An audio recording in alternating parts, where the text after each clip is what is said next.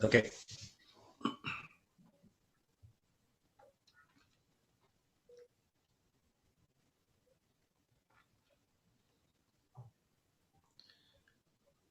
Hello and welcome to our Digital Futures session on the Brazilian favelas. A subject that I think is a fascinating one, and I'm looking forward very much to the discussion today. Before we kick off, and before I hand over to Angélica to introduce the team, I wanted to say a few words from my own perspective, from the research that I've been doing over the years, where favelas loosely kind of connect with some of this research. And I realize that I'm at risk of aestheticizing things, of rinsing things of their social and political meaning and context. Because a favela is, of course, a deeply problematic form of urbanism, but nonetheless, from a kind of formal point of view, it fits in with some of the research that I was doing a few years back with, particularly with Roland Snooks. So I wanted to say a few words about a project that we did on swarm intelligence, which was of which an example might be a kind of favela in the way that it's laid out and so on. Swarm intelligence was a kind of theory that was very, very popular about 20 years ago. It kicked off about 20 years ago. The original book that was written about it from some scientists on the Scientific Institute came out in 1999, and then Emergence popularized the whole theme of swarm intelligence. And this came out on 9/11 itself, so it's the 20th anniversary just been. And finally, the book Swarm Intelligence, Architectures of Multi-Agent Systems, which Roland Snooks and I had hoped to get out in 2010. It came out in 2017, published by Tongji University Press. So the question is, what is swarm intelligence and why is it so fascinating to architects? You can see manifestations of swarm intelligence in the kind of the schools of fish that you find around the world. Equally, you can see them in flocks of birds. This is a scene from Brighton where I used to teach, where starlings, when they come in to roost at night, perform this amazing aerial acrobatics. So I just want to talk a little bit about the logic of how these formations occur. And here's a video of starlings from the UK. A very exquisite video. It's something that I was brought up with and very familiar with, although I understand it doesn't happen all over the world. But what you get here is a particular phenomenon, which is a bottom-up multi-agent system that is in some ways out of control. What happens in a flock of birds or indeed a school of fish is there's not necessarily one particular leader. Rather, each particular agent in the system is following a certain set of rules. Keep a certain distance from the birds on either side, keep a certain distance from the birds in front, but keep going broadly in the same direction at the same speed. And out of that, you get this extraordinary bottom-up behavior that emerges out of the sum total of all these behaviors. And of course, if you're actually in the flock of birds, if you're in the school of fish, you're not necessarily aware of the overall pattern that's been generated. All you can see are the birds around you, and you don't have any sense of the extraordinary sight that those outside can see of this particular behavior. And so, of course, but if you're not in it, you can see this extraordinary pattern, this kind of aerial choreograph that's happening in the sky. So this is, it's a beautiful phenomenon that we see in nature the whole time, but what is its relevance to architecture? Well, I guess the key concept that was put forward by Stephen Johnson was the fact that you can see relationships between different forms of multi-agent systems, between birds, between people, between cities, between the brain, and so on and so on and so on. And this is what has led to a number of people to try and explore the possibility of how we can use this from an architectural perspective. The first person to model the flocking behavior of birds convincingly was Craig Reynolds, who produced the model of the Boids to map this behavior. In order to map the behavior, he had to understand the actual behavior of the birds. What is remarkable about this particular study is that it was only through this study that bird experts, that ornithologists, that biologists, were able to understand the logic behind the flocking behavior of birds, and that is the logic behind the algorithm that was used in swarm intelligence. Meanwhile, in architecture, a number of talented young designers were looking at these multi-agent systems and using them to track them to generate these extraordinary patterns and behaviors. This is the work of Alice Andrzejczyk, or at least her students, who over the years has been pursuing the logic of swarm intelligence and multi-agent systems in much of the work that she does, producing some extraordinary results. And then Roland Snooks, who was actually a student of Alice Andrzejczyk, produced this for Digital Cities a while back, 2009. This came out, where he was looking at the stigmergic behavior and how you can also see other forms of multi-agent systems operating, as it were, laying pheromone trails. And this was a study for Melbourne, because the logic would be that if there are some similarities between the behavior of these agents and the way that a city operates and the way that computer systems like neural networks operate, that one could therefore be able to use this as an urban planning tool, albeit a somewhat loosely controlled tool. And that, of course, led to a number of other research projects that Roland was responsible for. This is a mace that was 3D printed out of titanium for RMIT in Australia. This was a proposal for a museum in Korea that he worked on, and this is the other person who's been working in this field has been Daniel Bolojan, looking at stigmergic behavior, again multi-agent systems, and producing some astonishing work in itself. So there is a tradition, and I'm skipping over many other practitioners who've been working in this field who have been using the logic of emergence, the logic of swarm intelligence, to investigate possible architectural formations,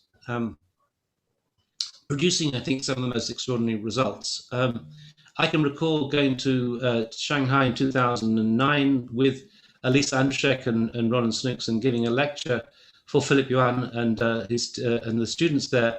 And of those days, they were just wide-eyed at this kind of crazy stuff that we were producing, but it was very much part of the way that we were thinking in the West. At the AA, when I was teaching the AA, this was all the things everyone was talking about, was about emergence and swarm intelligence at the time.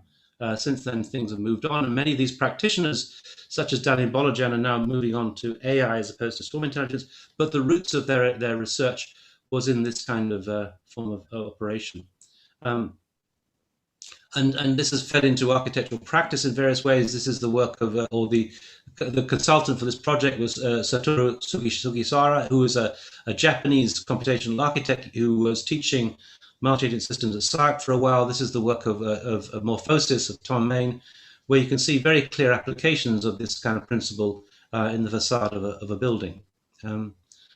But actually, the best manifestation you can think of this kind of swarm intelligent emergent behavior would be in the kind of the straightforward vernacular villages and towns we find across the world. This is a view of a Greek island where the way in which these housing units have aggregated together, following the contours of the line of the land, echoes very precisely the kind of the logic in which a swarm or a flock of birds operates, each one keeping a very tight distance to one another, but going broadly in the same general direction, and creating something extraordinary form of urbanism. It's a bottom-up form of urbanism. It's not a top-down one, and it's one in which there are no buildings that stand out as such. It's more likely you'll find this kind of work then in the traditional vernacular forms of architecture than in contemporary architecture, where a lot of it's about who stands out the most, which building stands out the most. Here it's this kind of background condition where each building, as it were, becomes part of a kind of multi-agent system composition. One can find this also in the hutongs in China, and one can find this in Marrakesh, an exquisite photograph that we used for our book on swarm intelligence. And you can find it also in the favelas in Brazil. Now, I want to stress here, I don't want to aestheticize things.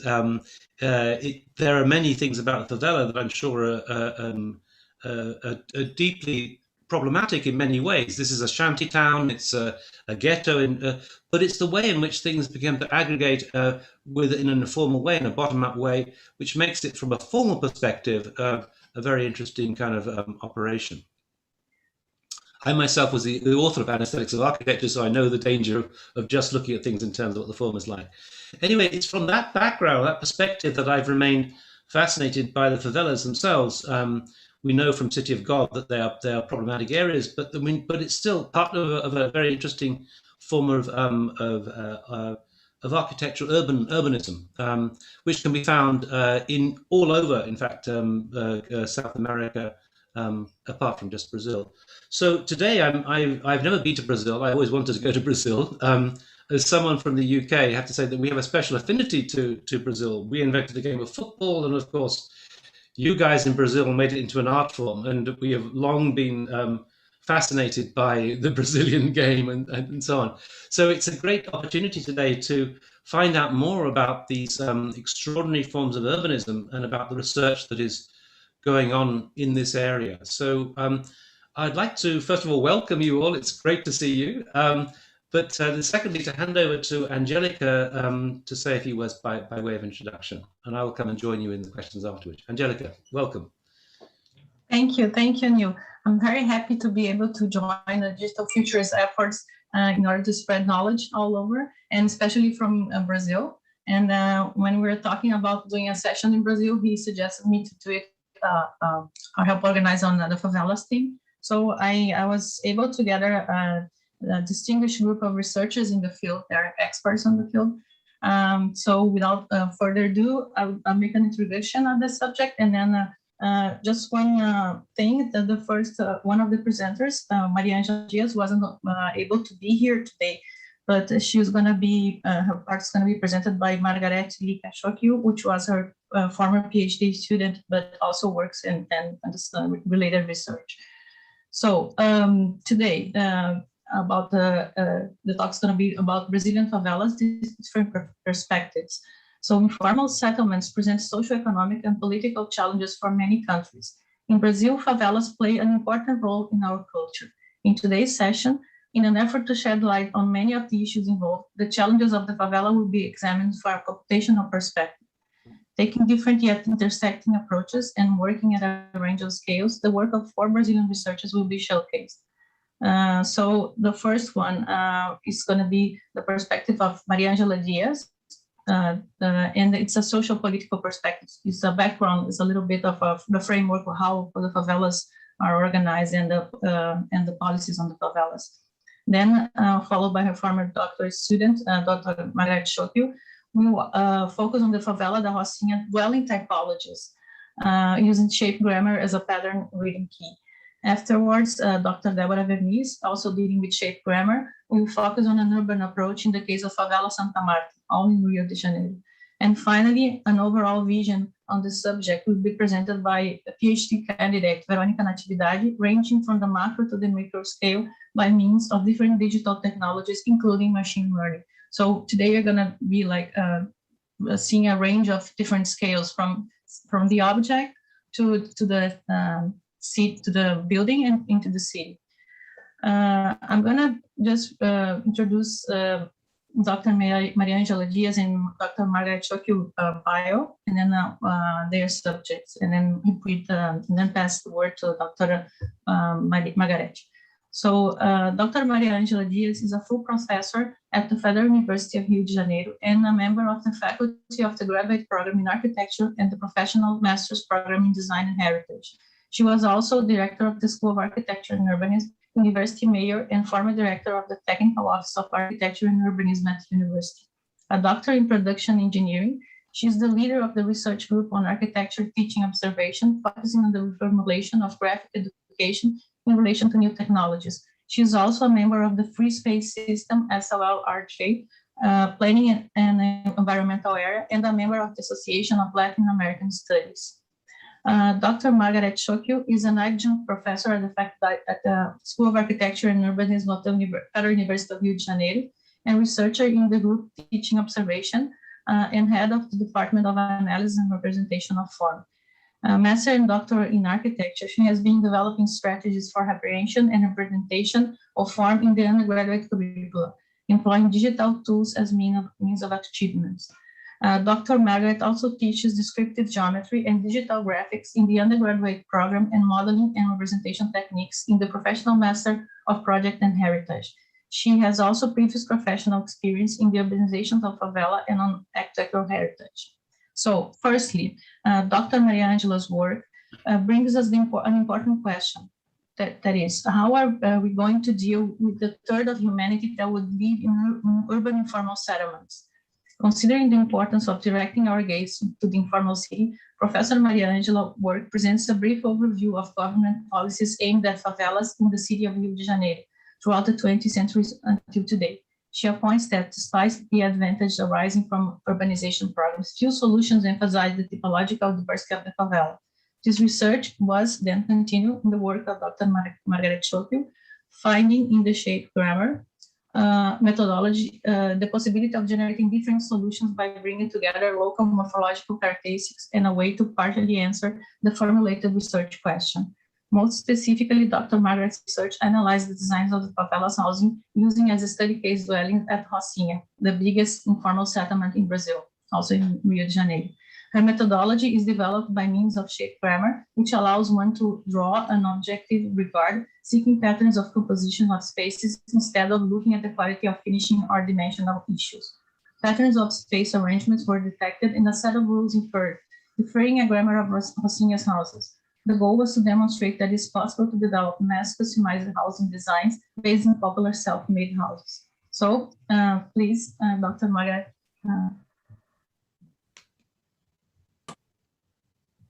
Thank you, Angélica. Well, let me start sharing here. Oh, sorry. Just a second, I messed up here.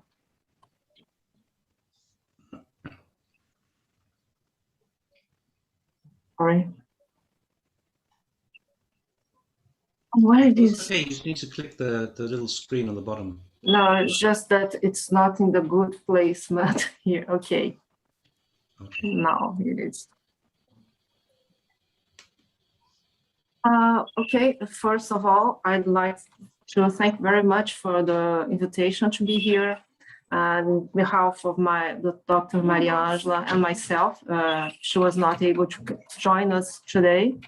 And but anyways, thank you very much, Professor Neil Loach and Professor Angélica.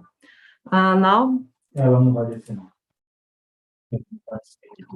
first, I'm going to read her presentation. Observing the plans of improvement for favelas, despite some achievement of urbanization of projects, very few solutions emphasize typological diversity.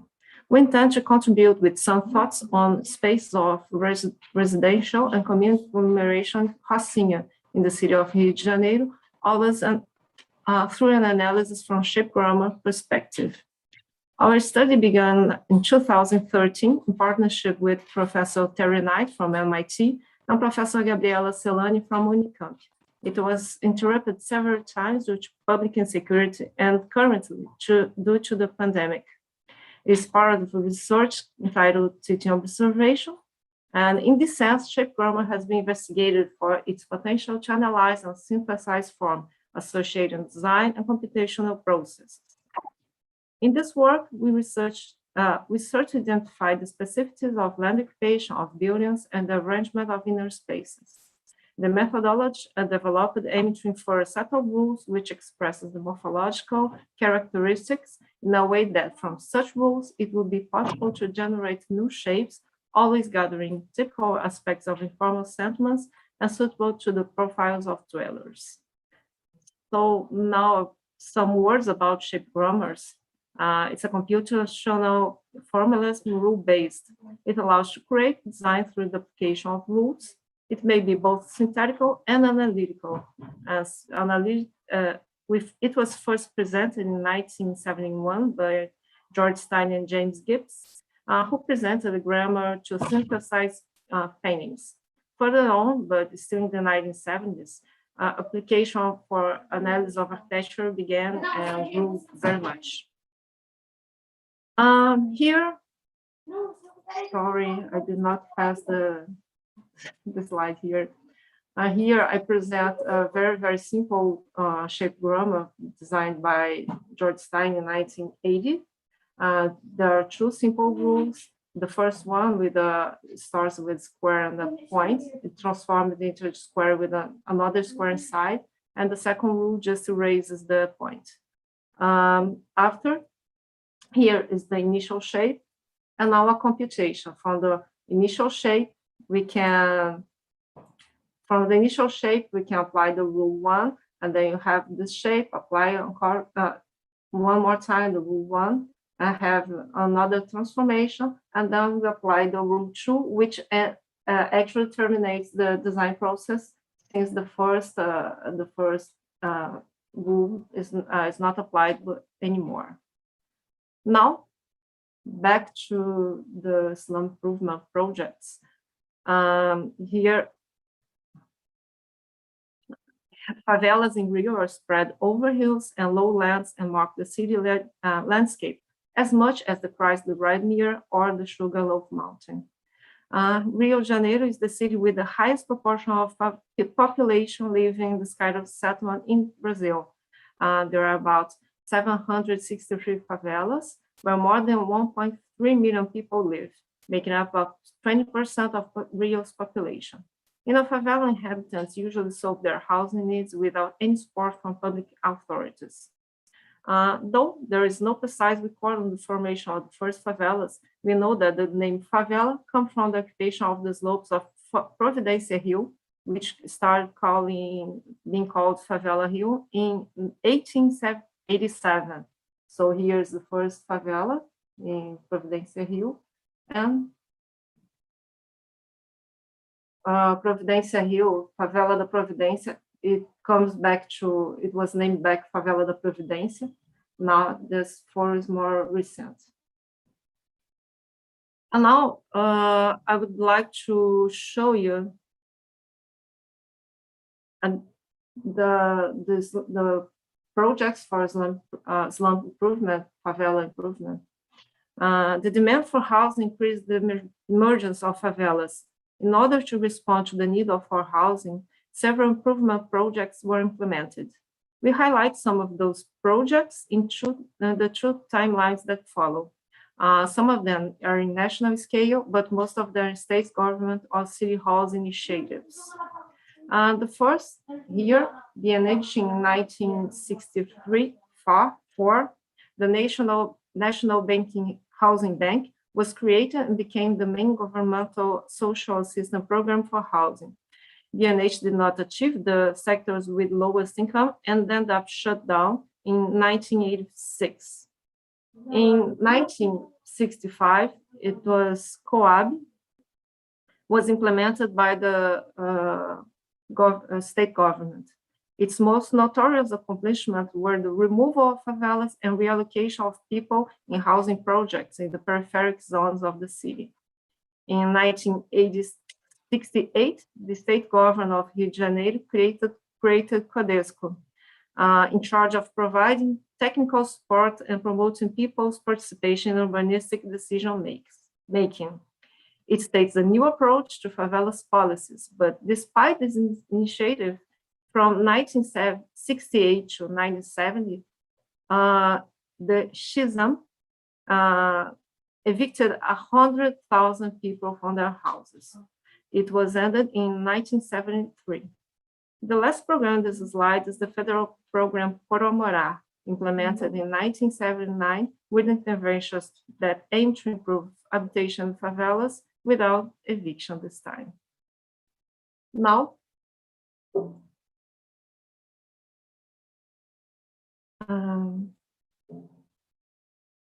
alternating between actions of removal and urbanization of favelas from 1979 to 1982, the mayors of Rio de Janeiro gave attention to residents' needs, such as garbage collection, water supply and sewage, land titles, urbanization and paving of streets and alleys. In 1987, the Projeto Mutirão, Joint Force Project, was implemented, improving through punctual action several favelas. Community participation was considered one of the key elements of this project. In 1992, the City Master Plan created the foundations of a public policy of urbanizations of favelas, and the actions by public authorities became more expressive, which represented a great advancement for favelas in Rio de Janeiro. In 1994, Programa Favela Bairro planned improvements of urbanism, social actions, and actions for integration with the formal city. Favelas started being considered as communities that deserved public fundings.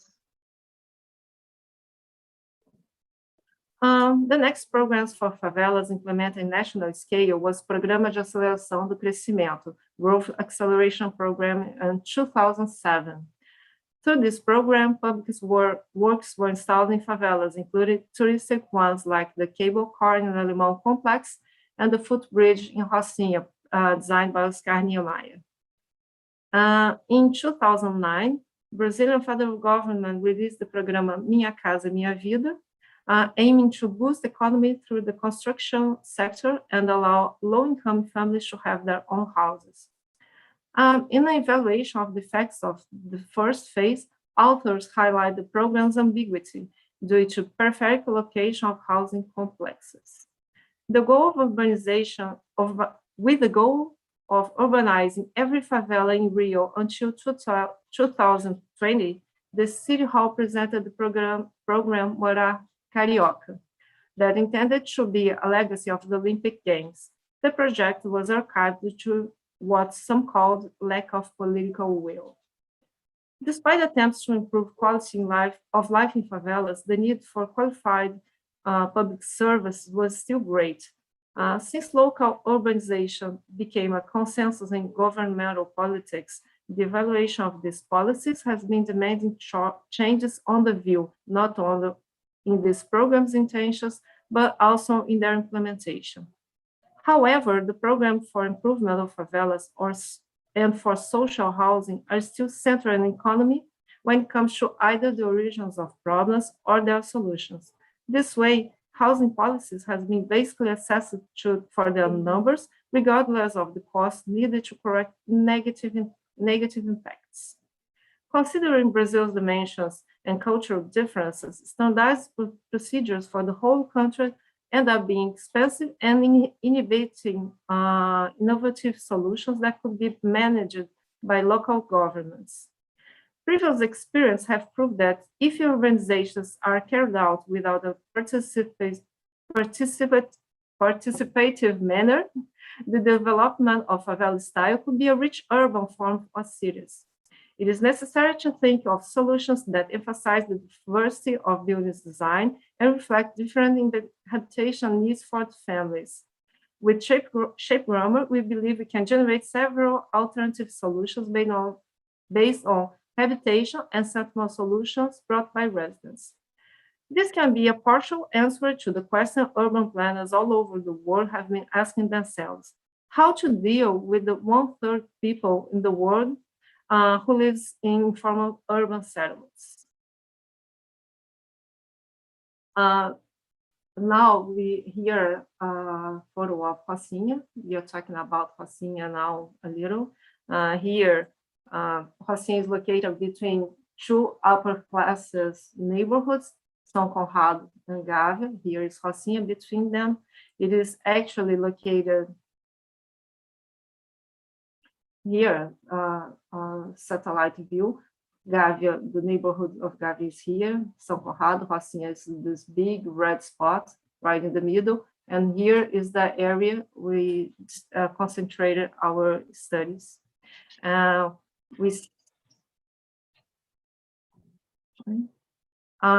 of the characteristics observed in Rocinha: there's urban agglomeration, maze of alleys and stairways, buildings mostly residential. The construction area per unit is minimal. The index of free areas is low, moving minimal amounts of earth. They usually accompany the topography. Alleys come together with the settlement of houses. So, we'd like to the economic is dynamic and integrated with the urban growth of the rest of the city. Favela buildings include residences, banks, stores, restaurants, churches, health facilities, administrative facilities, daycare centers, schools, and etc. The first finding is the steep terrain, which forces adaptation that combine accesses through stairs and ramps with buildings that accompany the topography. And the result is a complicated design of buildings in labyrinthic streets.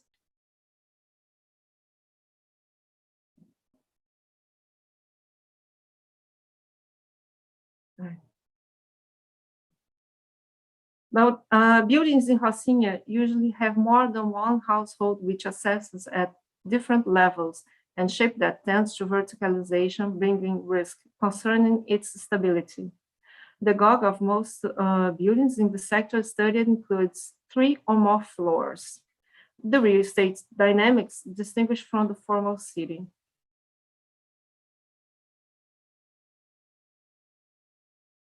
Last image here. In most houses, facades usually results from the needs for access and ventilation and lighting. Also, roofs and water tanks are very visible elements if one looks from the top of favela. Most lots are totally occupied with very little free space on the favela ground level, and that makes the lajes, the upper slab and the buildings, the top of the buildings play a role of backyard. Situations in which buildings advance over the alleys from the second floor are not uncommon, with the creation of tunnels on many alleys. So here is the last image. This was Maria Ângela's presentation. Now I'm gonna switch to mine.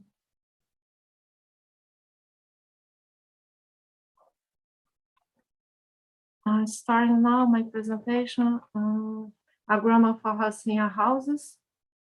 So I start with some data, it's already known. According to the UN 2003 reports on slums, almost a third of population of the world lives in informal settlements.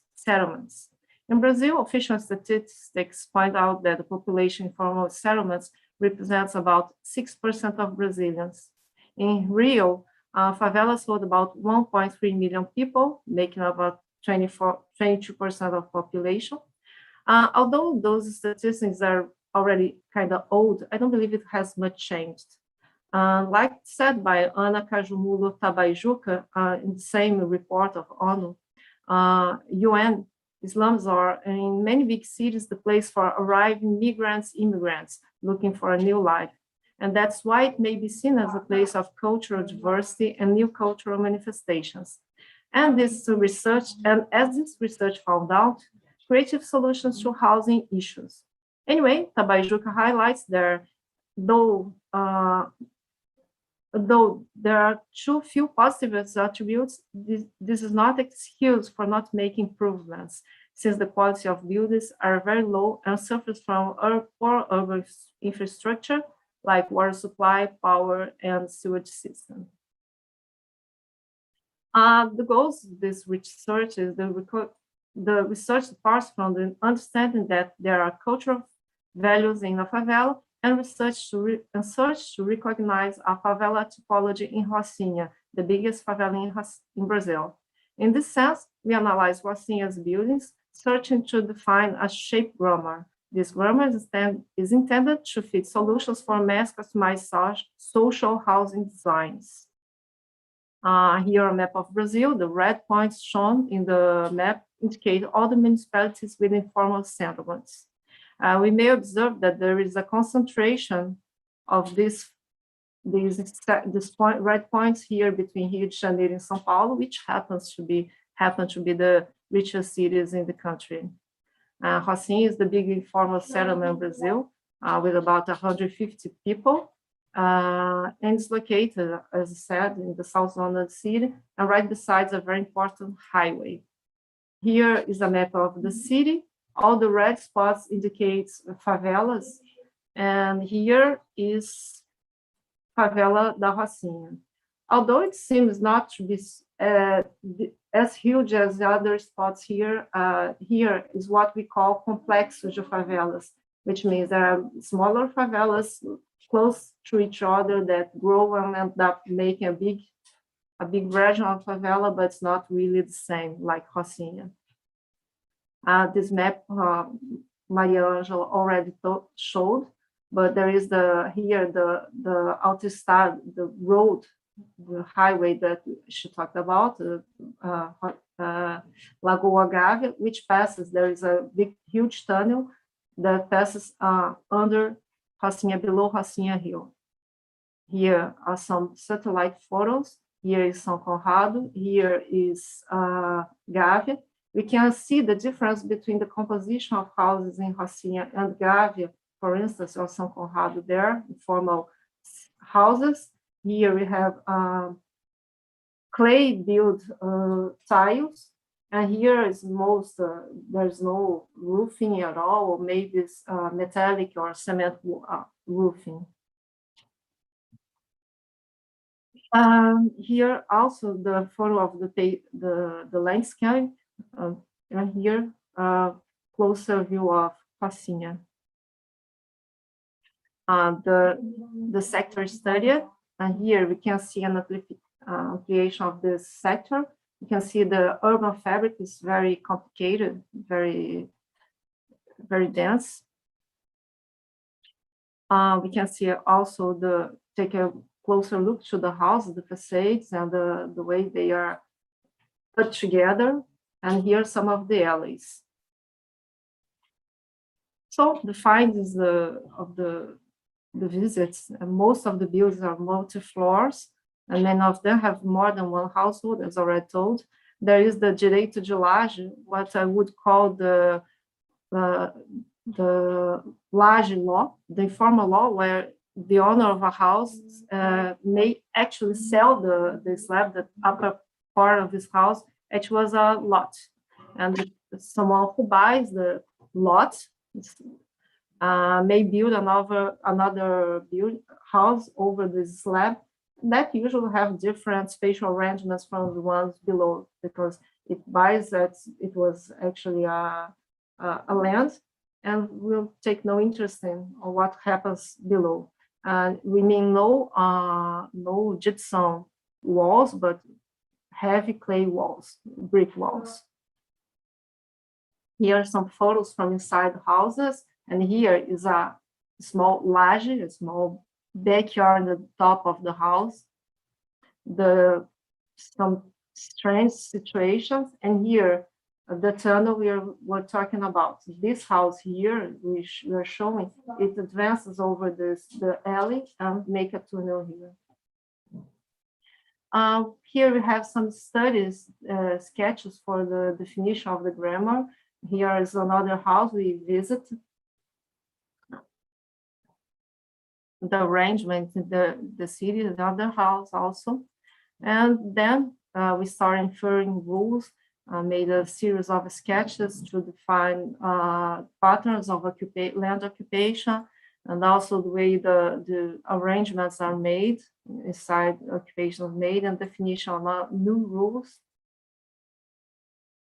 how these spaces are divided inside a lot. I have divided this grammar in 5 different stages. The first one is the lot occupation, here the rooms definition, the division of the inner space, and here walls realignment, since we have to make the dimension of spaces, they are not all the same, and the stairways insertion, because it happens due to the necessity of building new slabs, new floors.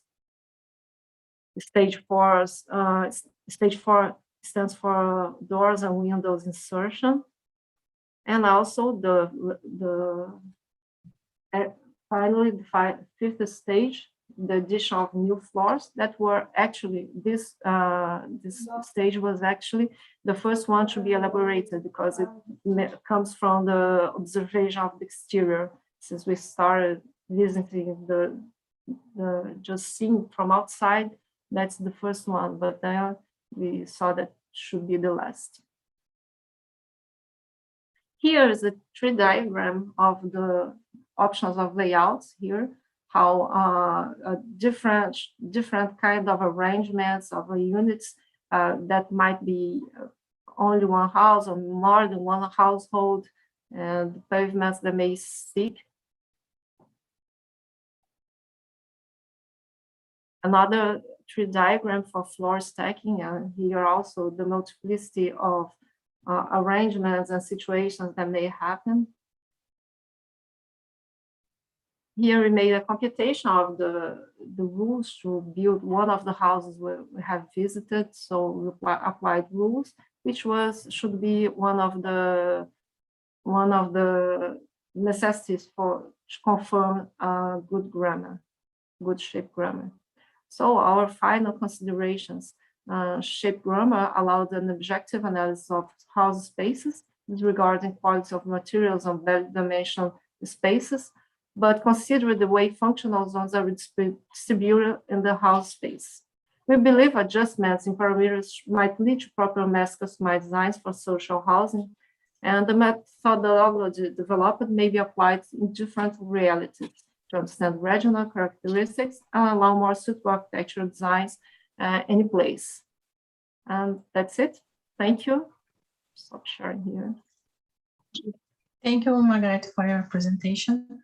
Now, I'd like to call our second presenter, Dr. Débora Verniz. She'll be focusing on the urban scale.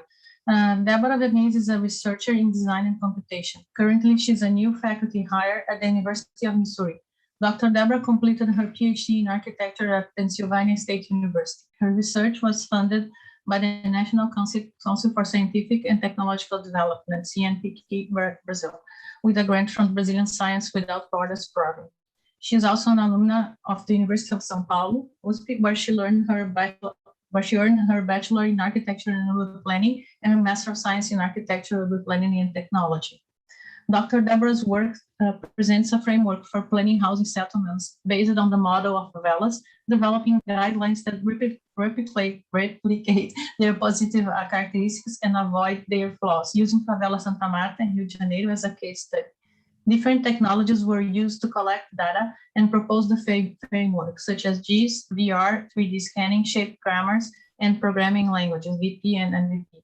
Results from this research also include the development of a shape grammar to explain the settlement process of favelas in steep terrains and the set of rules to illustrate how favelas extension could be planned. Dr. Débora, please. You share your screen. Share my screen here. All right, so hi everybody. Thank you for having me here. Thank you for the invitation. Thank you, Neil and Angélica, for the invitation to be here. I'm glad. So I'm going to present my work, which is, it was developed during my PhD studies, and it was part of actually a larger research that was granted by Penn State as well. So the idea is that the world population is growing in geometric progression, right? So what is estimated is that for the last 500 years, or even less than that, 200 years, we'll have as many people as walking on Earth as ever have walked before. So we have to provide housing for all these people, right? And especially now that the world population passed the mark of 8 billion people, right? So it is, as Margaret already showed, a big amount of the world population live in informal settlements, right? So from the data that I have from a few years ago, that number that she showed, that was 32%, actually already reduced it to about 28% of the world population, but this is still a big amount, right? And this reduction is also a consequence of international efforts to make cities and human settlements more safe, resilient, sustainable, and more also affordable, right? So the idea of this larger research, which my research was part, was that, you know, we have the informal settlements that are all over the world, right? Favelas are just the example of Brazilian informal settlements, but we also have shanty towns, we also have slums, and they are similar in a way, but they are also very diverse, right? So we have these informal settlements that are spontaneous, customized, spatially rich, but they don't have infrastructure and public space, for example, right? Sometimes they lack even more than that, right? Sometimes they even lack like a proper structure, proper construction materials and everything, right? And then on the other hand, we have like from also from the example of Ângela, right? The affordable housing approach, which was the approach used by the federal government, Brazilian federal government, which was this planned, uniform, monotonous settlements that were also located in the outskirts of the urban fabric, which also generated other problems with transportation, with a higher cost of living for people that already couldn't really afford even to get housing, right? So now they have to, they have a house, but they have also to pay for that house because they weren't like simply granted for free, right? And also have to deal with the costs of transportation because these people worked sometimes in the city center, you know, sometimes they were moved to places that were on the other side of the city, right? And sometimes they take hours, like 3-4 hours only to commute. And then we also have what Neil talked about, which is those like vernacular places where they have like this incremental growth, this balanced infrastructure and public space, you know. So what would be something in between these three examples, right? A planned and balanced place, which have a spatial richness, right? And also can offer infrastructure and more open and public spaces. So the idea of this research was to propose this alternative approach to plan affordable housing settlements that were based on the case of Brazilian favelas. Not all Brazilian favelas, because they are also very diverse, but those that are located on a privileged area of the city, right? That are close to or in the downtown area. And one way that they actually afford to settle those places is to go on areas that are not an interest for the housing market, like places that have a very high slope, for example, right? Or areas that are close to rivers and that are susceptible to flooding, right? In my case, I used examples of informal settlements that were located on high slope. And the idea is to understand their formal structure and then see how we can use this structure to plan new urban areas that are located in similar, new urban settlements that are located in similar terrains, right? So the idea, right, and even like the hypothesis of this research is that favelas can provide a basis for the development of this planning approach, right? That can plan social housing settlements, which we call here planned favela, right, quote unquote. And then how can we reach that? By comparing the physical attributes of case study with existing construction regulations and by assessing the quality of an existing favela using a valid quality evaluation system. Today, I'm going to show only the second one, okay, which is this quality evaluation system. And by doing those two things, it's possible to determine what type of changes could be done to raise the favela's quality standards and use the example for affordable housing plan, right? So this is a diagram that was based on a work published by Terry Knight. And the idea is that we have a design, which would be the case study, right? In this case, Santa Marta, favela. And then we infer the shape grammar that explains how this favela came to be, right? How this favela is shaped by, the settlement evolves. Of course, by geometric means, not by historic means. So this is where my work and Maria Ângela's work diverge a little bit, because, of course, there are several different agents that play a role on how a favela evolves, right? But in this work, I use the volumetric the space, right, to infer this shape grammar. And then I will use a valid evaluation system to evaluate this case study.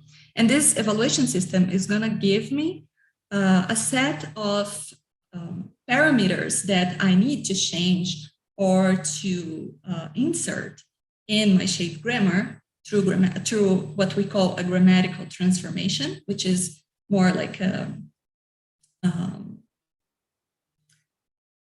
which is a more it's a term for shape grammarians, right? But it is pretty much using those parameters to change my shape grammar, right? That I inferred from my case study, and then have a new shape grammar that have all those new parameters and that can help me to to have new designs, right?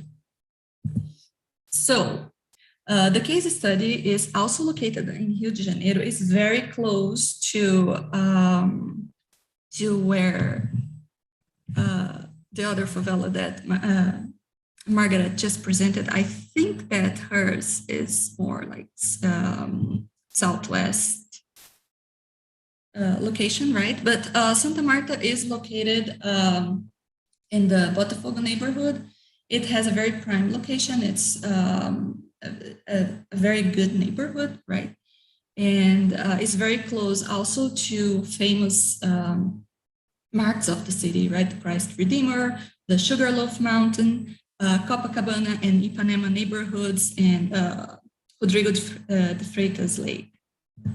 So Santa Marta has about 4,000 residents. And as I said, it's in a prime location of the city and is highly dense. So in Santa Marta, a building density is about 3 times more than the city's building density.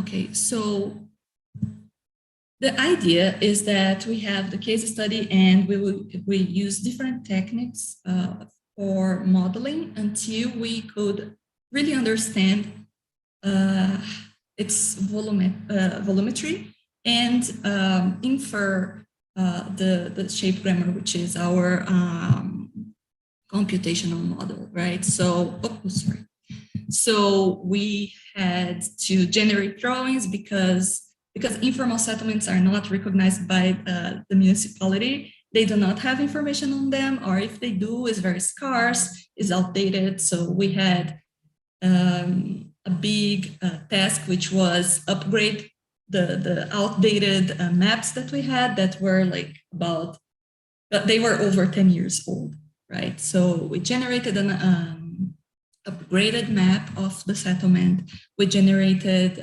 models of the settlement, right? Physical models. We generate virtual models because Santa Marta was also it was also part of this bigger research to use the settlement for as an intervention area for a graduate course, right? So the students also helped with like the manufacturing of the physical model and everything, and they could do remote visits to the settlement through the virtual model. And then the digital model, right, which was generated by 3D scanning techniques. And then they all came together and helped to create the shape grammar, which is a computational model. So Margaret already explained it, what a shape grammar is, right? Which is this like algorithmic approach for analysis or design. So this first shape grammar, we developed two, right? The one from Santa Marta and the one with the updated parameters, right? So this first shape grammar that I'm presenting is the analytical shape grammar, right? Which is, which shows how the volumetry is generated in Santa Marta. I can create something new using the rules, right? But it would be new just on up to a certain extent, because it would only generate things that are similar to those that are present in Santa Marta, right? Because that was what was used to infer the grammar. So the idea was that we would have several steps that would mimic the decision process of someone that would construct their house in Santa Marta. So choosing, first deciding where to build their house, like within the settlement, and then if their house would be like at the side of an existing building or in front of an existing building, behind one existing building. And then if there would be an alley between the existing building and the new building, then how this new building would align with topography, what would be the inside area of this building. Is there any other adjustments that need to be done, right?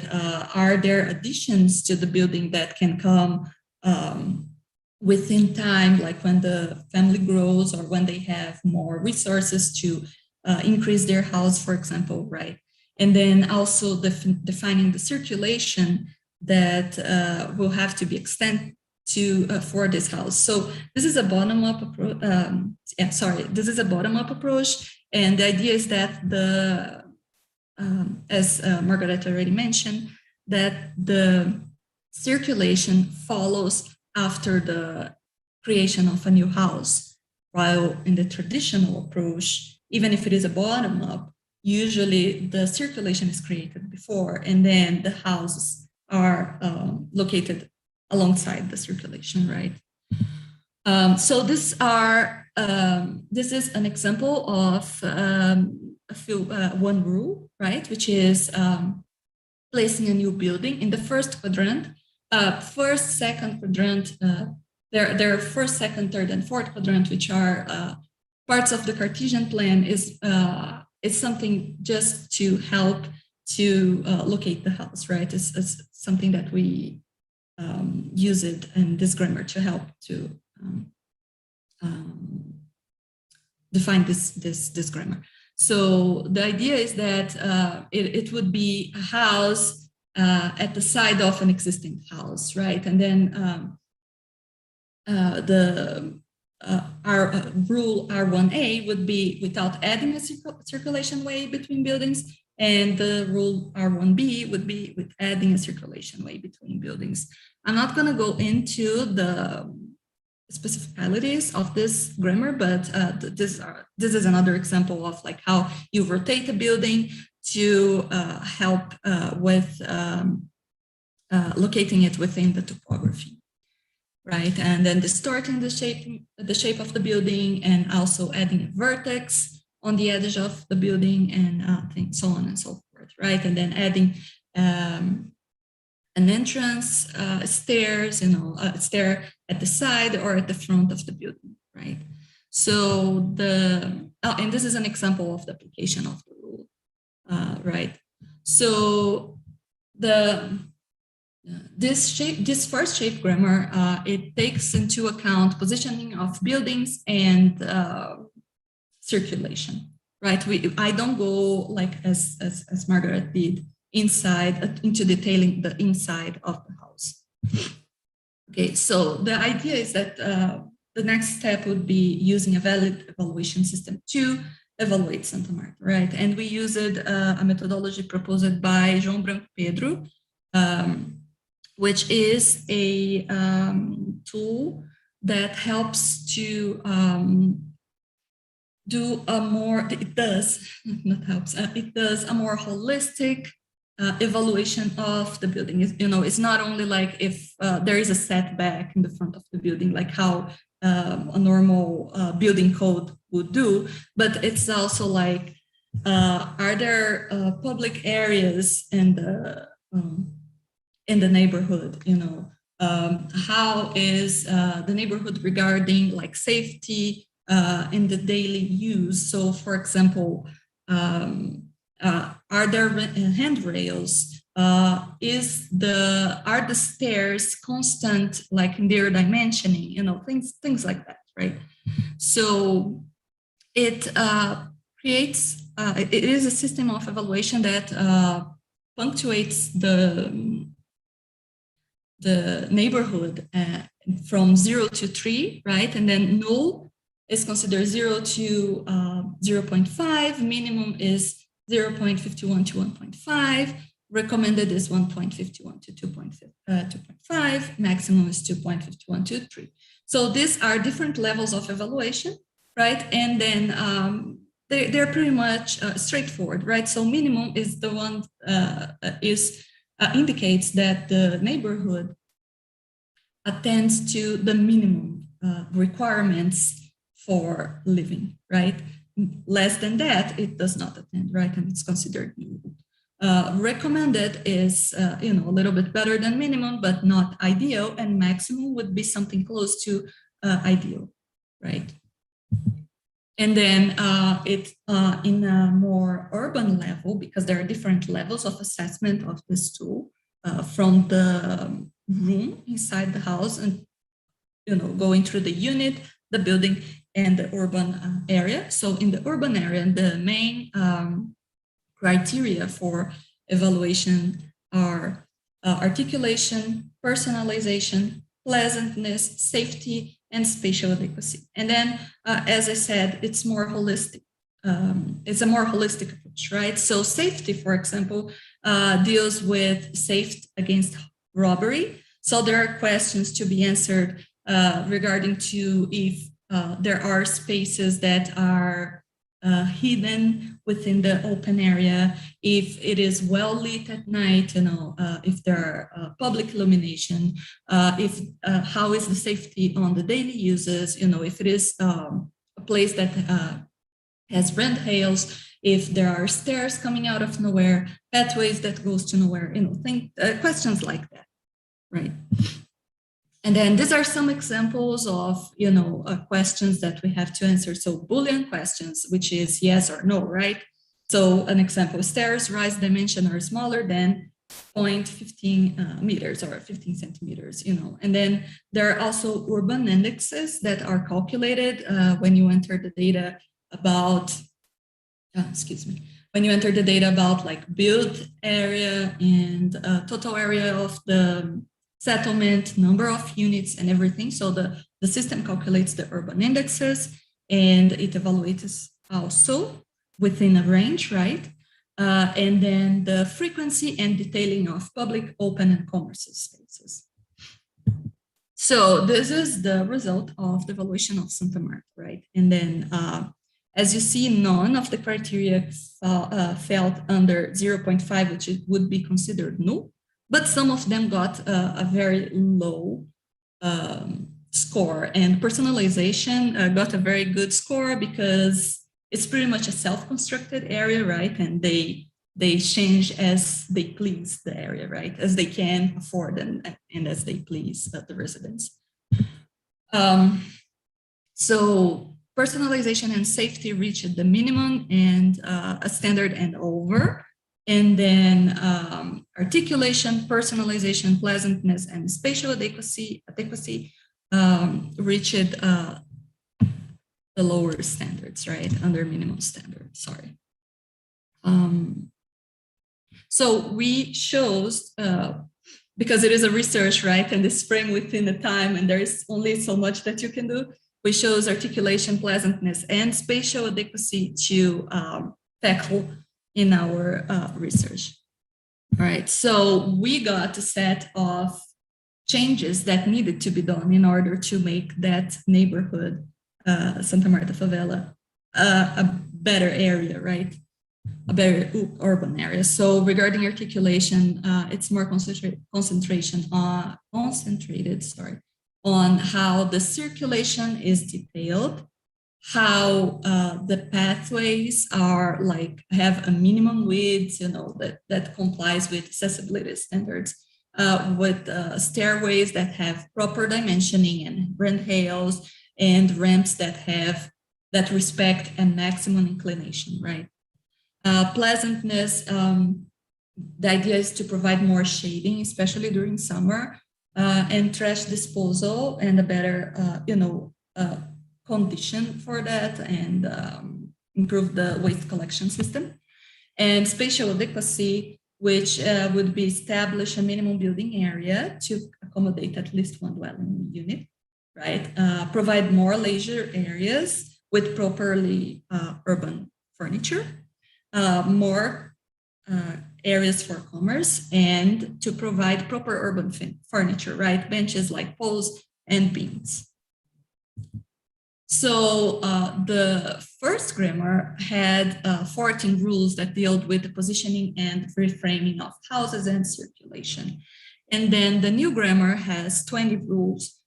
So this is where the grammatical transformation happens, and this is how it happens, right? So there were rules that were good and they were changed, right? Just because the minimum, for example, the minimum width of a pathway was too small, and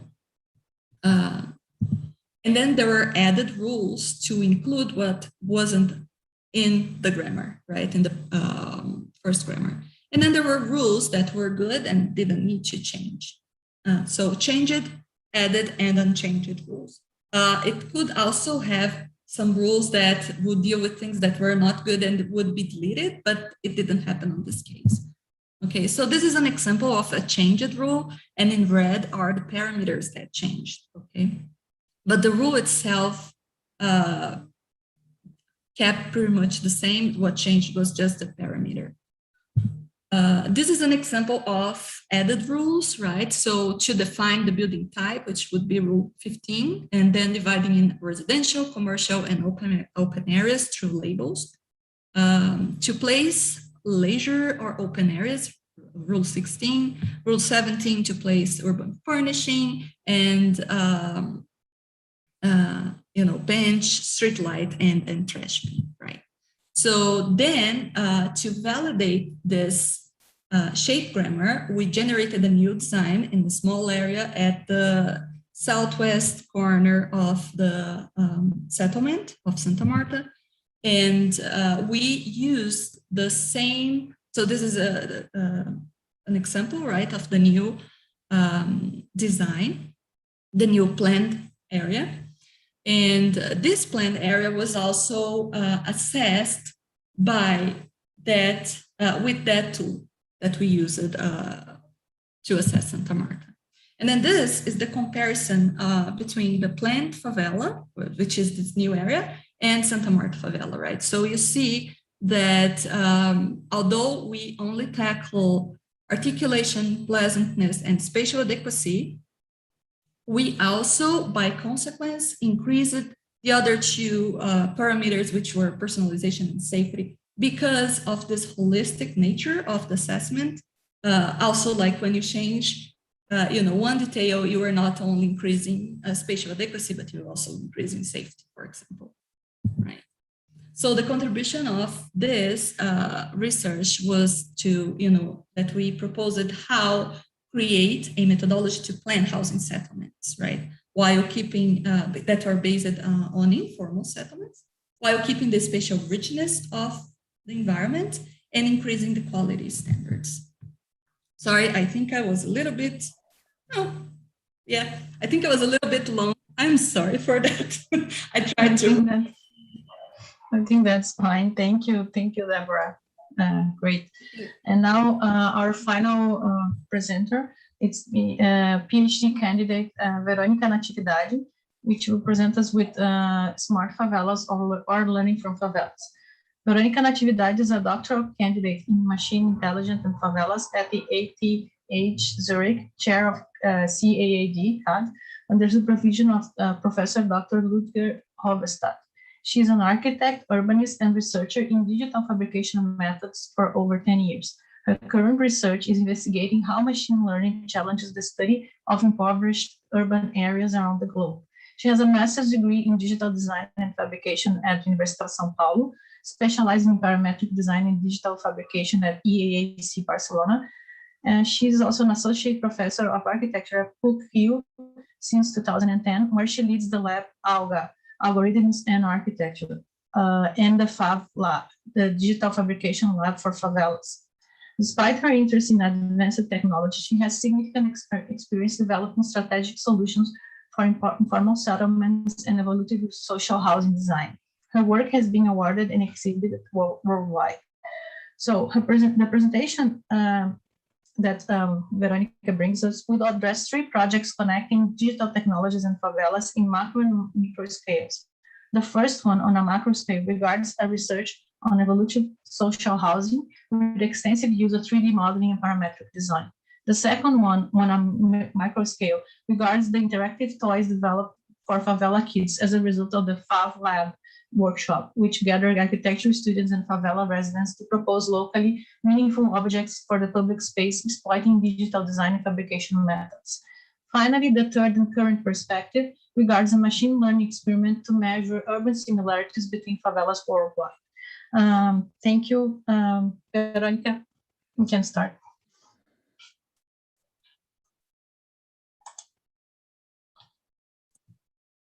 Okay, thank you, Angélica, for the introduction, and thank you for the invitation to be here with you today. I would also like to thank Professor Newleach for this invitation as well. It's an honor to share the stage with such a great mind, and the bibliography that I have used so many times, so I think it's really great. Well, as you may know, we call favelas here in Brazil where the poor live. And favelas is a great word for me, particularly because it was coined by the Duelers, and it relates to atmospheric perception of the urban environment. So, in 2018, as Débora shown before me, the United Nations Institute for Habitation estimated that 1 billion people live in favelas or favela-like conditions all over the world. So despite the scale, favelas have their own personality and DNA, and they resist representation. They are mostly absent in official mappings. Nevertheless, they are customarily assumed how they look like, more or less the same, and they have more or less the same attributes. And of course, they share more or less the same infrastructure problems, such as high density, strained accessibility, verticalization, sanitation problems, insecure tenure, and things like that, that my previous colleague showed. But if you look closer with extreme attention, we can see other characteristics that pop up, such as culture, as you can see here in this picture, and of course, lots of technology. If we leave aside these assumptions that we have about favelas and we look for the hypotheses and possibilities, we can see much more than we are used to look. And these projects that I am bringing you today will present these modes of reading favelas in a different way, looking for this hypotheses and possibilities instead of the problems. So the first project was called Rethinking Affordable Housing, which I had the honor to work with my 2 colleagues, Luis Carlos Toledo and Peter Vice-Bradek. Actually, many ideas I'm developing in my current research came from this project that we conducted between 2011 and 2014. We are commissioned by the Ministry of the Cities, that doesn't exist anymore, to criticize the federal housing program, Minha Casa Minha Vida, which is called like My House, My Life, that Débora mentioned. And we were commissioned to propose new solutions. The strategy that we used was to work with an existing area. So we had plenty of informations about Rocinha.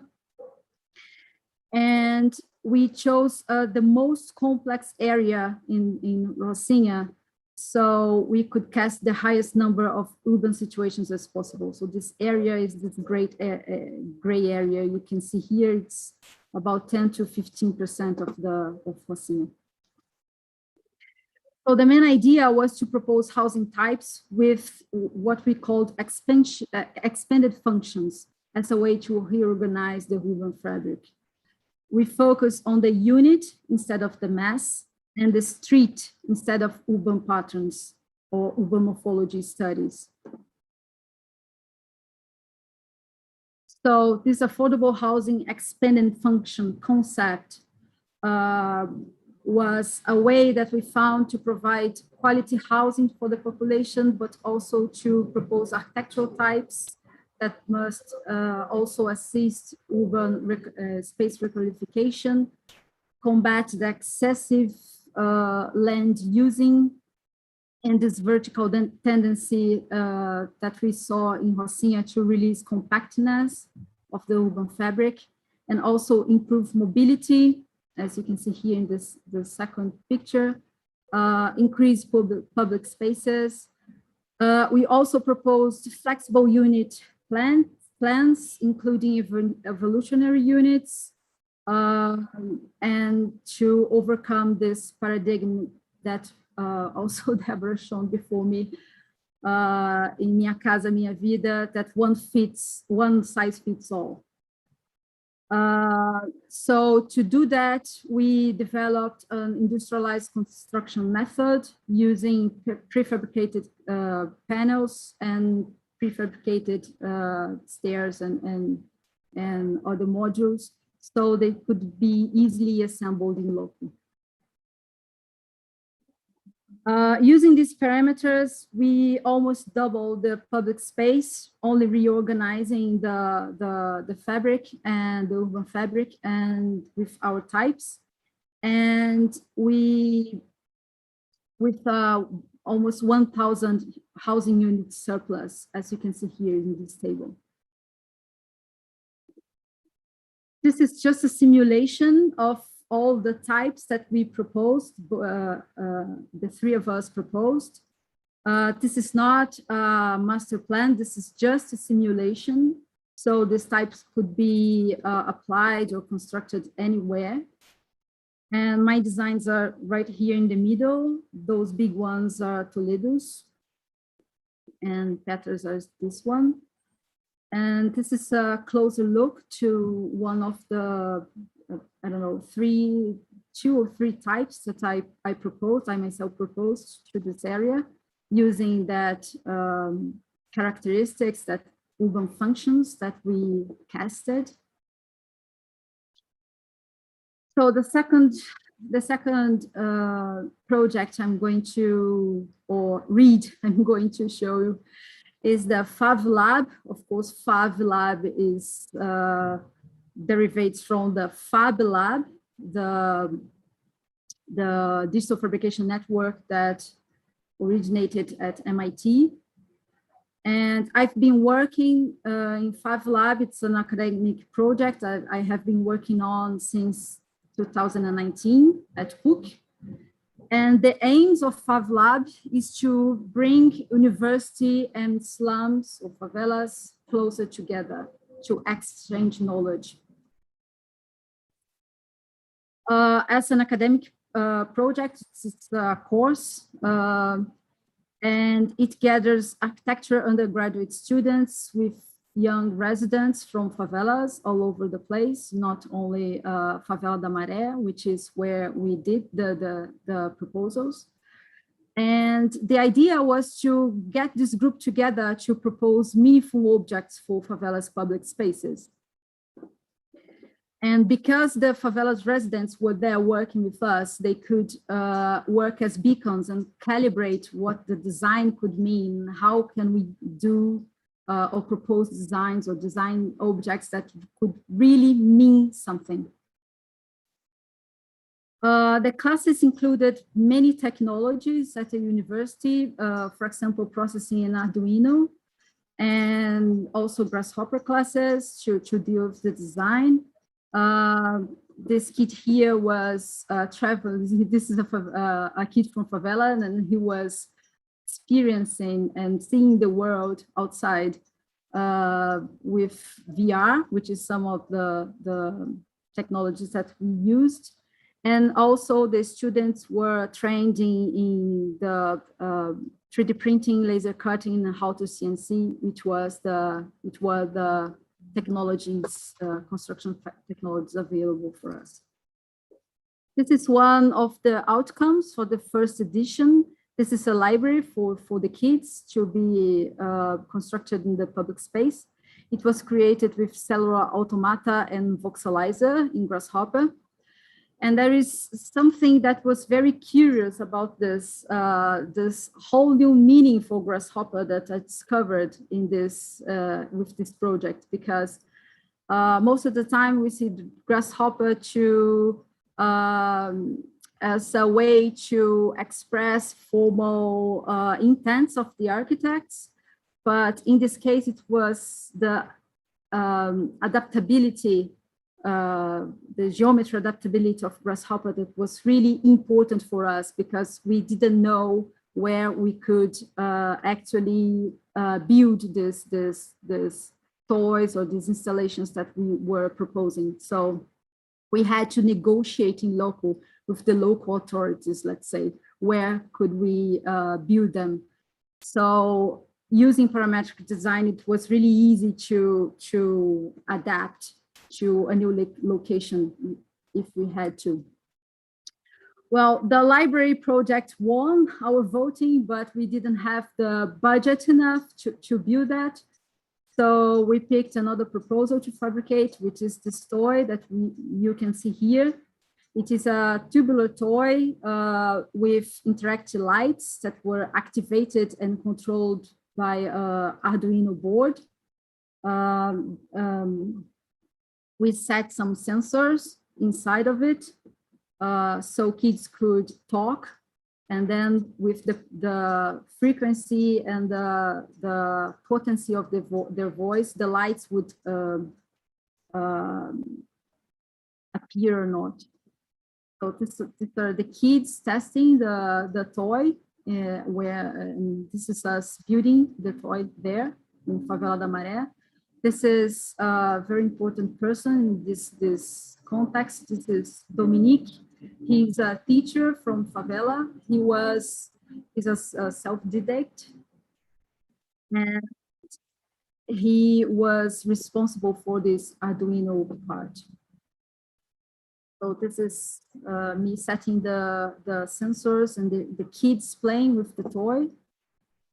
This is how it looked at the end. We also called local artists to paint the wall for us, and the kids decided how to paint the toy themselves. So we had this unexpected help, which was great. And this is how it was set at the end, and some kids playing. This is, I'm sorry, this is the best picture that I could take. You can see the lights here, very soft, but they were there. And it was a huge success. The kids loved and played until they destroyed it completely. So it was a really success. The second edition in 2020, the Portuguese researcher Carolina Cardoso joined us, and she brought a new methodology that she calls, that she's developing for social digital lab. So we we tried this different approach, which was a little bit different.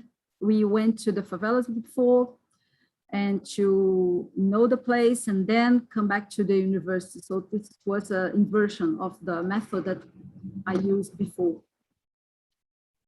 So this was the selected outcome for us to build there. It is a football game that kids from favelas use and play all the time. We call this like little goal. Let's say it's golzinho. It's really hard to translate, but it's a football play that kids play in favelas by themselves. So we decided to, one of the kids proposed to use it as a video game, let's say, for the public space. So it was consisted of targets controlled by Arduino as well.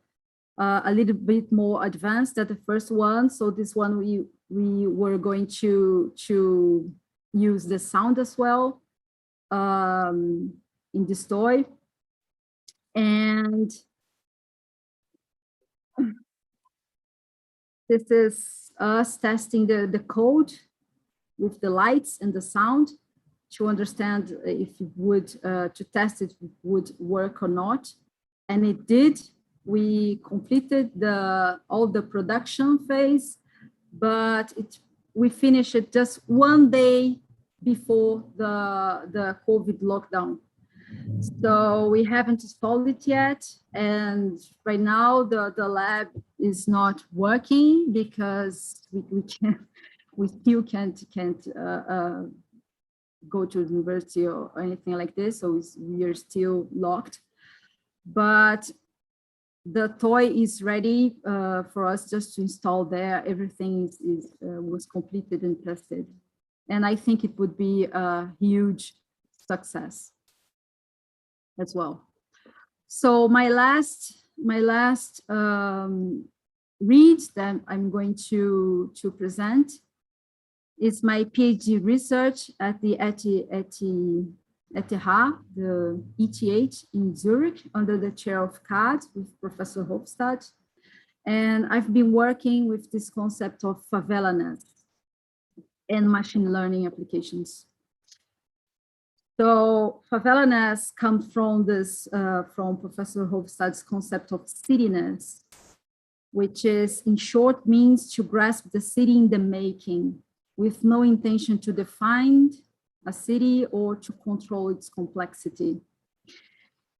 This book, Quantum City, where he exposed this concept of cityness, this book criticizes this 100 optimized, 100 conditioned, and 100 designed boring cities that arise from the machines.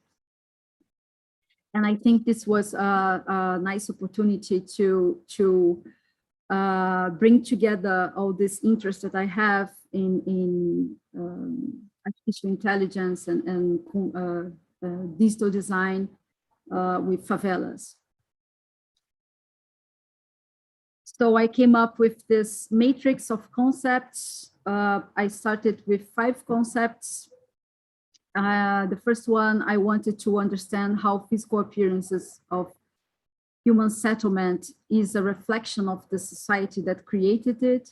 So I was interested to understand the ambient culture.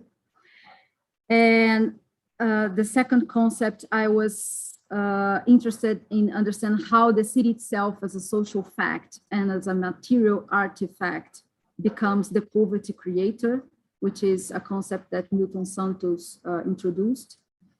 I was interested in, I am interested in recognizing the power of the individual builders to create a vast collective form, as David Graham Shane proposed, and as I've seen in my previous research with Rocinha. So I need a method to represent it and understand how can I represent images and symbols and texts in a different way. And I came up with this method of reading that comes from Flusser and Simone Weil, a method for the exercise of the intelligence, as she puts it, the Simone Weil, which consists of looking and looking to see what comes up from the images. And I saw that this is exactly what machine learning can do for us, for example.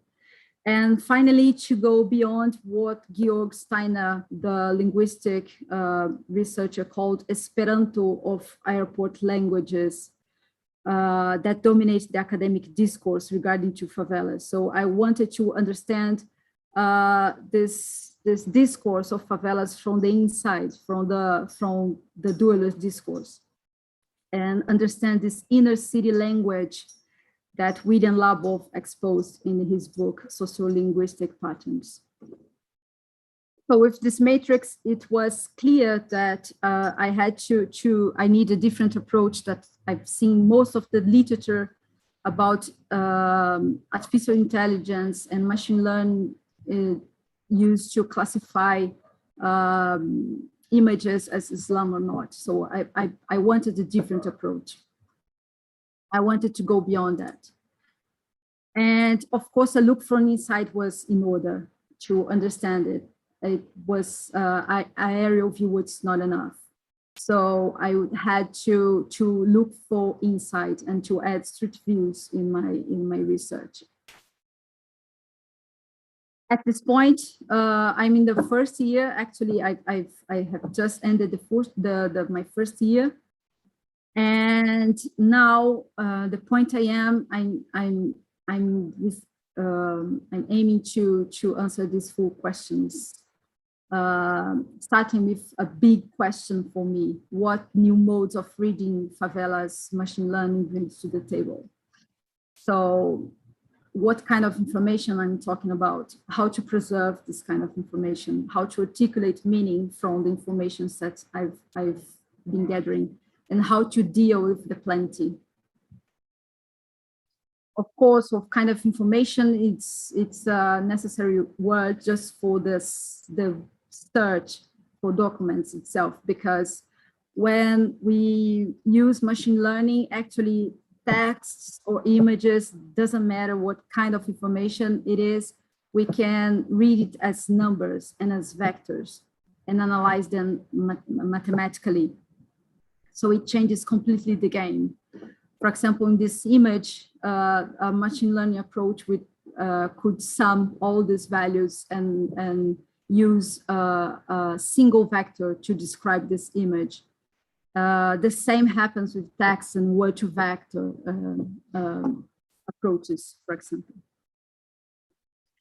So, of course, how to preserve the information, I needed a different approach from Charles Booth approach in the early 20th century to propose a map, for example. It wasn't enough for me. So it was not a question of put poverty in the map, but to really read it in a different way. So, of course, Booth proposed many important social measures just because he mapped them, but his mapping was not only put poverty on the map. He has this panoptic way of looking at these places. So I understood from Umberto Eco that a list may be the best way to represent what I was looking for. Since I'm converting information in mathematical vectors. So Umberto Eco says that the lists are the best way to represent something when you do not know the boundaries of what we wish to portray, or when you do not know how many things you are talking about and you presume the number to be infinite. And we are talking about 1 billion people living in this kind of situation. So this is somehow an infinity.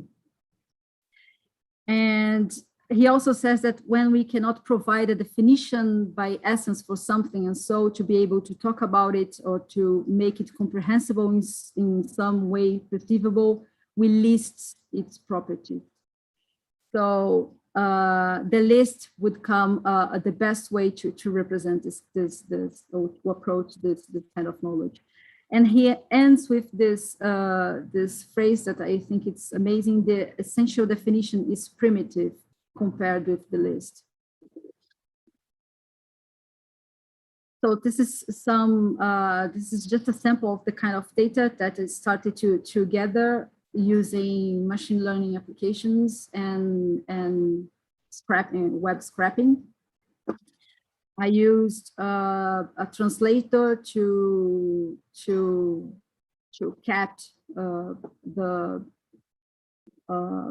these informations from the sites. And I started to list them by places so far, but this is just my first approach. I'm going to gather in or to articulate in different manners. So my third question, how to articulate meaning. And indeed, if all information can be stored as lists, as I said, I can articulate meaning in any directions. Since if I organize them in matrices, as you can see here. So this is an exercise that my colleagues Diana Alvarez Marin and Carla Saldanha Ochoa did an experiment using matrices and machine learning to index cities. And with these matrices, I can, organizing the information with matrices, lists and matrices of lists, I can cut and information whenever I want and however I want. So this is an example of coding, filtering code that I wrote in machine learning to separate images from text, for example, and start to gather these informations as lists. And once I do this, now I can ask questions. So I built another machine learning application to find the similar or the most similar images as vectors in my database. So for example, if I want to know more about constructions with Earth, for example, I can pick an image and with a vector distance calculation, I can find the most similar examples all over my database.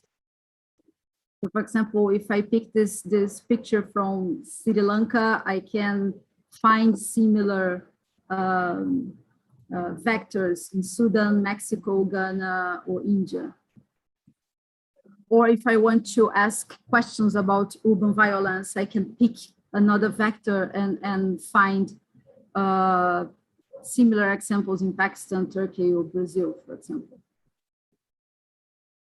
This can be done because when we use machine learning, it's presumed that similar cases will activate similar neurons. So I can use this kind of tracks to understand what's going on with my data and how my applications classifying or calculating its distance.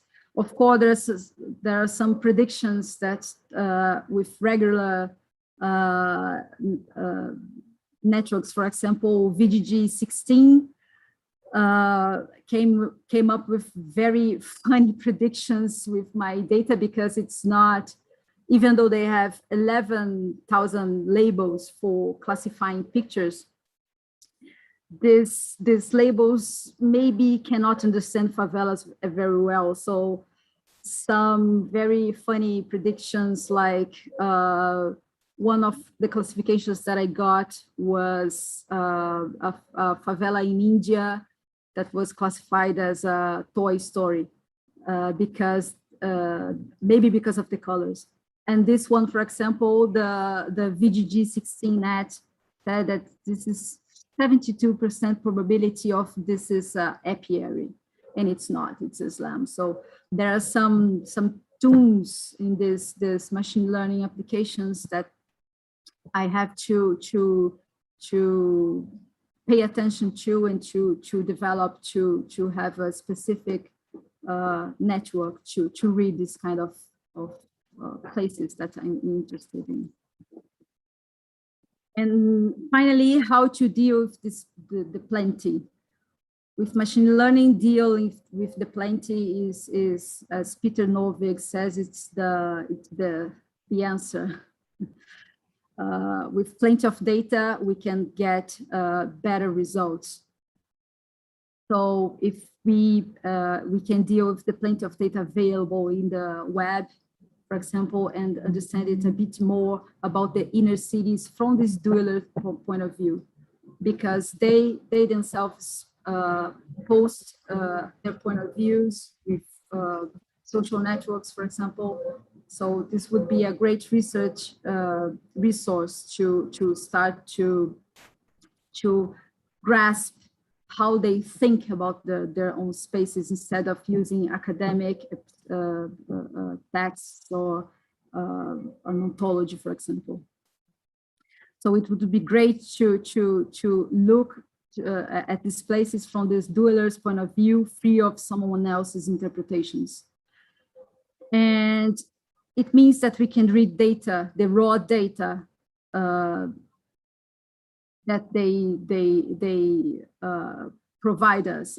For example, we can understand what parties do they go to, how do they like to, what they like to eat, how they like their houses to look like, what's the last fashion in favelas, and how do they use the public spaces, so on and so forth. So this clustering algorithm that you see here, we can start to understand it a little bit more. And to end my presentation, I found Margaret Bolden's concept of machine creativity in Newly's great paper, Do Robot Dreams of Digital Buildings? And she puts the notion of creativity in a very particular way, which is great. And I do believe that machine learning can help us with new ideas that can take different forms and to provide us with new concepts, theories, interpretations, stories, and also new modes of reading and reading favelas as well, as I wanted to. So thank you very much for listening, and it's great to be here. Thank you, Veronica. Very, very interesting work, very rich. And I guess we would like to see much more about it when you finish. So now I guess we go to the debate. We have many questions. I don't know, maybe Neil wants to. Yeah, can I just add something very quickly to what Veronica was saying? Actually, first of all, I want to say that Denis Sabis has got some very interesting comments to make on creativity. Actually, as much as I remind Margaret Bowden, I think she's completely wrong on creativity. I think there are more interesting ways, and I think that Denis Sabis has been coming out of a kind of connectionist neural network approach, has developed other logics of creativity. I think the debate goes on. But there's a wonderful paper he gave online, which it's about creativity. It was really super interesting, where he's defining it in terms of kind of interpolation, extrapolation, and then another modality, which I find more convincing. But I just wanted to kind of comment on something, because I have a project which is basically called Learning from AlphaGo, and I think what's interesting is how a lot of the ideas behind AlphaGo are now finding their way into the use of AI in architecture itself. But I was thinking also there's another project to be done, which I think would be great for you guys to try and assemble all your research in terms of kind of what I'd call learning from favelas. In other words, I mean, I know that sounds a little superficial, but I mean, the point being that I think there is a message there, and over and above all the social, political, and economic questions and problems there, which of course are there is still something I think that architects can learn from that. I just wanted to share briefly something that because there seems to be a kind of a complete fascination with the favelas among the Brazilian community. And this was a project which I did. Well, actually, it was a Brazilian student of mine did at Dessau, a guy called Guillaume Rissal, who's been doing a PhD on the same theme about favelas. I think the Bartlett for about 10, 11 years now, and he's working for Barthel Knox at the same time, and he hasn't finished it. But this was a project that he did in Dessau that appears. I don't know if you've ever seen the AD on Digital Cities, but this is one of the images that I put in there, and it's a shape grammar study that tries to learn from favelas. I mean, this is not a favela. This is kind of obviously suburban villas and things, but it's trying to take some of the lessons of the language, as it were, of favelas, and to think how we can use that as a way of generating an architecture that gets beyond the banality of a kind of typical a logic that is only too pervasive. Anyway, this is the kind of the study that he was doing. This was really in the early days. This is like 2006 or I don't know when. And this was also a part of that study where these forms were aggregated over the hillside. I mean, still very basic in many ways, but nonetheless, there was a kind of germ of something that suggested that maybe we could learn something from favelas in terms of kind of more approaches to normal architecture. So I do think there's something there, and I guess along top of this, there was in terms of the work on the cohab work, which I thought with the first presentation, I mean, in many ways, those ideas from the 60s, 70s, 80s really show some of the poverty of how we normally would address things. And there was a paper that in one of my books called The Hieroglyphics of Space by Mireille Rosello, I think her name was, and it was about bidonville in Paris, and about the way in which the kind of standard governmental response of making these kind of, almost like the ville radieuse, the kind of the Le Corbusian sort of approach, was kind of out of sync with another way of thinking, which was more to do with the kind of the language that was coming out of favelas that was interesting in itself. I mean, I know, it's just, I'm just taking the forms themselves, but there was something about it that was, I think, really interesting. And in a way, I could see that there is a critique of the kind of governmental approach that produced these kind of rather anonymous blocks that could come out of favelas. So I would just say that there's a title there of a book, Learning from Favelas, which I think would really be a great way of bringing together some of this research. Anyway, so I want to just throw that out there about that almost the problem of the governmental responses, which overlooked. I mean, they sure they had sanitation, they had all these things, but there was something missing out of those rather anonymous kind of projects. So anyway, that's my comment. Is there a lesson is there a book learning from favelas out there that could be useful to collate this research? So is that a question you want her to answer? Yes. Yeah. Okay. Verônica. Yeah, I'm going to look closer to the reference on creativity, but I guess I was interested in your approach on creativity and the robots dreaming, what's hallucination, and this kind of thing. So I guess I may have overread bolder than just I don't know, but I'm going to look at it. Regarding the learning from favelas, I think this is great. There is a lot to learn from them. One of the pictures that I've shown, one of the first ones, with the kid using a goggle with cardboard that they constructed by themselves, and the other one, the apps that they do inside the favelas to overcome mobility problems, for example, by themselves. And the third one was an example that I really like. They took the scooters from the city and hacked the scooter and reprogrammed the scooter inside a favela to use inside a favela. So they can do a lot of stuff. They have amazing solutions, urban solutions for the problems that they see there. Sometimes we used to look at them at favelas and see that there is no rule, but Débora and Margaret show that there is a logic, for example, and there is meaning, but it's not the same meaning that we see in a urban morphology book, for example. It's another thing. It's another approach. So that's why I decided to, I'm not interested in the ontology of urbanism. It doesn't make sense if I just copy and paste it to read favelas. It wouldn't fit. And that's why I started this PhD using machine learning to understand these rules, but not to really understand, just to see what pops out and if there is something there. And I have already seen that that's a lot to learn from. And it would be great to, if you guys join in, it would be great to write this learning from favelas.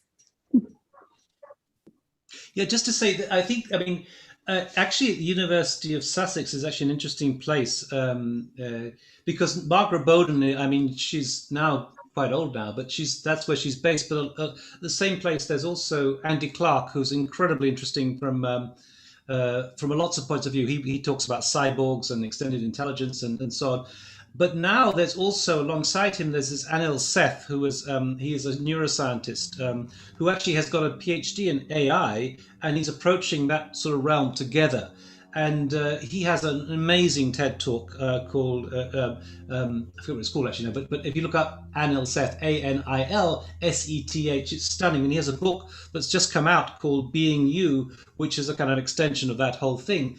And he talks about how our understanding of reality is a form of controlled hallucination. So you get this theme of hallucination that is coming out both in AI, and Matthias Del Campo and I are just producing a book, an AD on AI called Machine Hallucinations, but also the theme of hallucination itself as from a neuroscientific point of view. So what I find really interesting is that coalescence of two different disciplines of the world of neuroscience and the world of AI that is coming up now. And Demis Hassabis, who is has a PhD in neuroscience, and now he's in charge of DeepMind, who did AlphaGo and all those other things, has got some really astonishing, interesting ideas about what creativity is coming out of neuroscience itself. So I think the debate is out there about what it should be. My problem with Margaret Bowden, she judges it in terms of the outcomes. I mean, they seem to be ideas that she's got from the 1990s, and I think from a different way of operating within AI, I think symbolic AI, I think because of the emphasis on shaped grammar,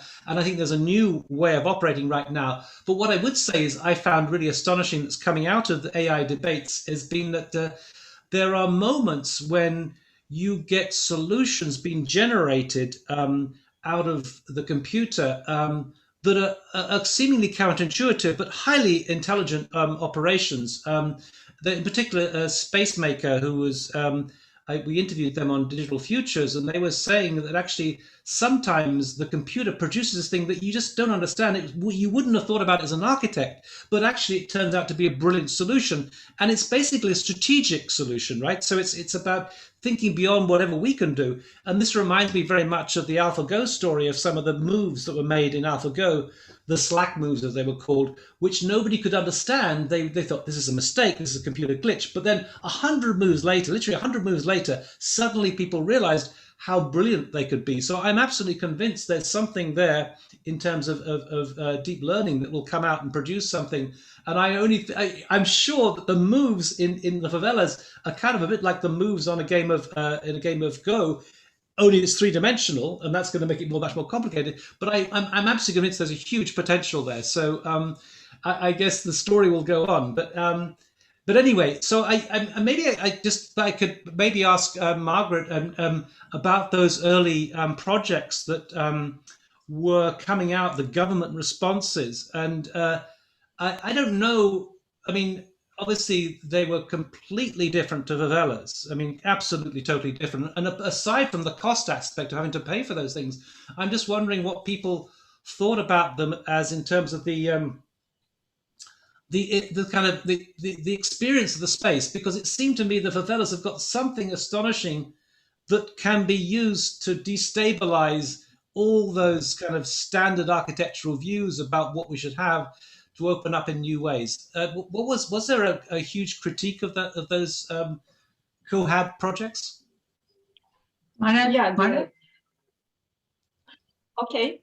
All those projects of removing and eviction of favelas in the 1960s, actually started in the 1950s.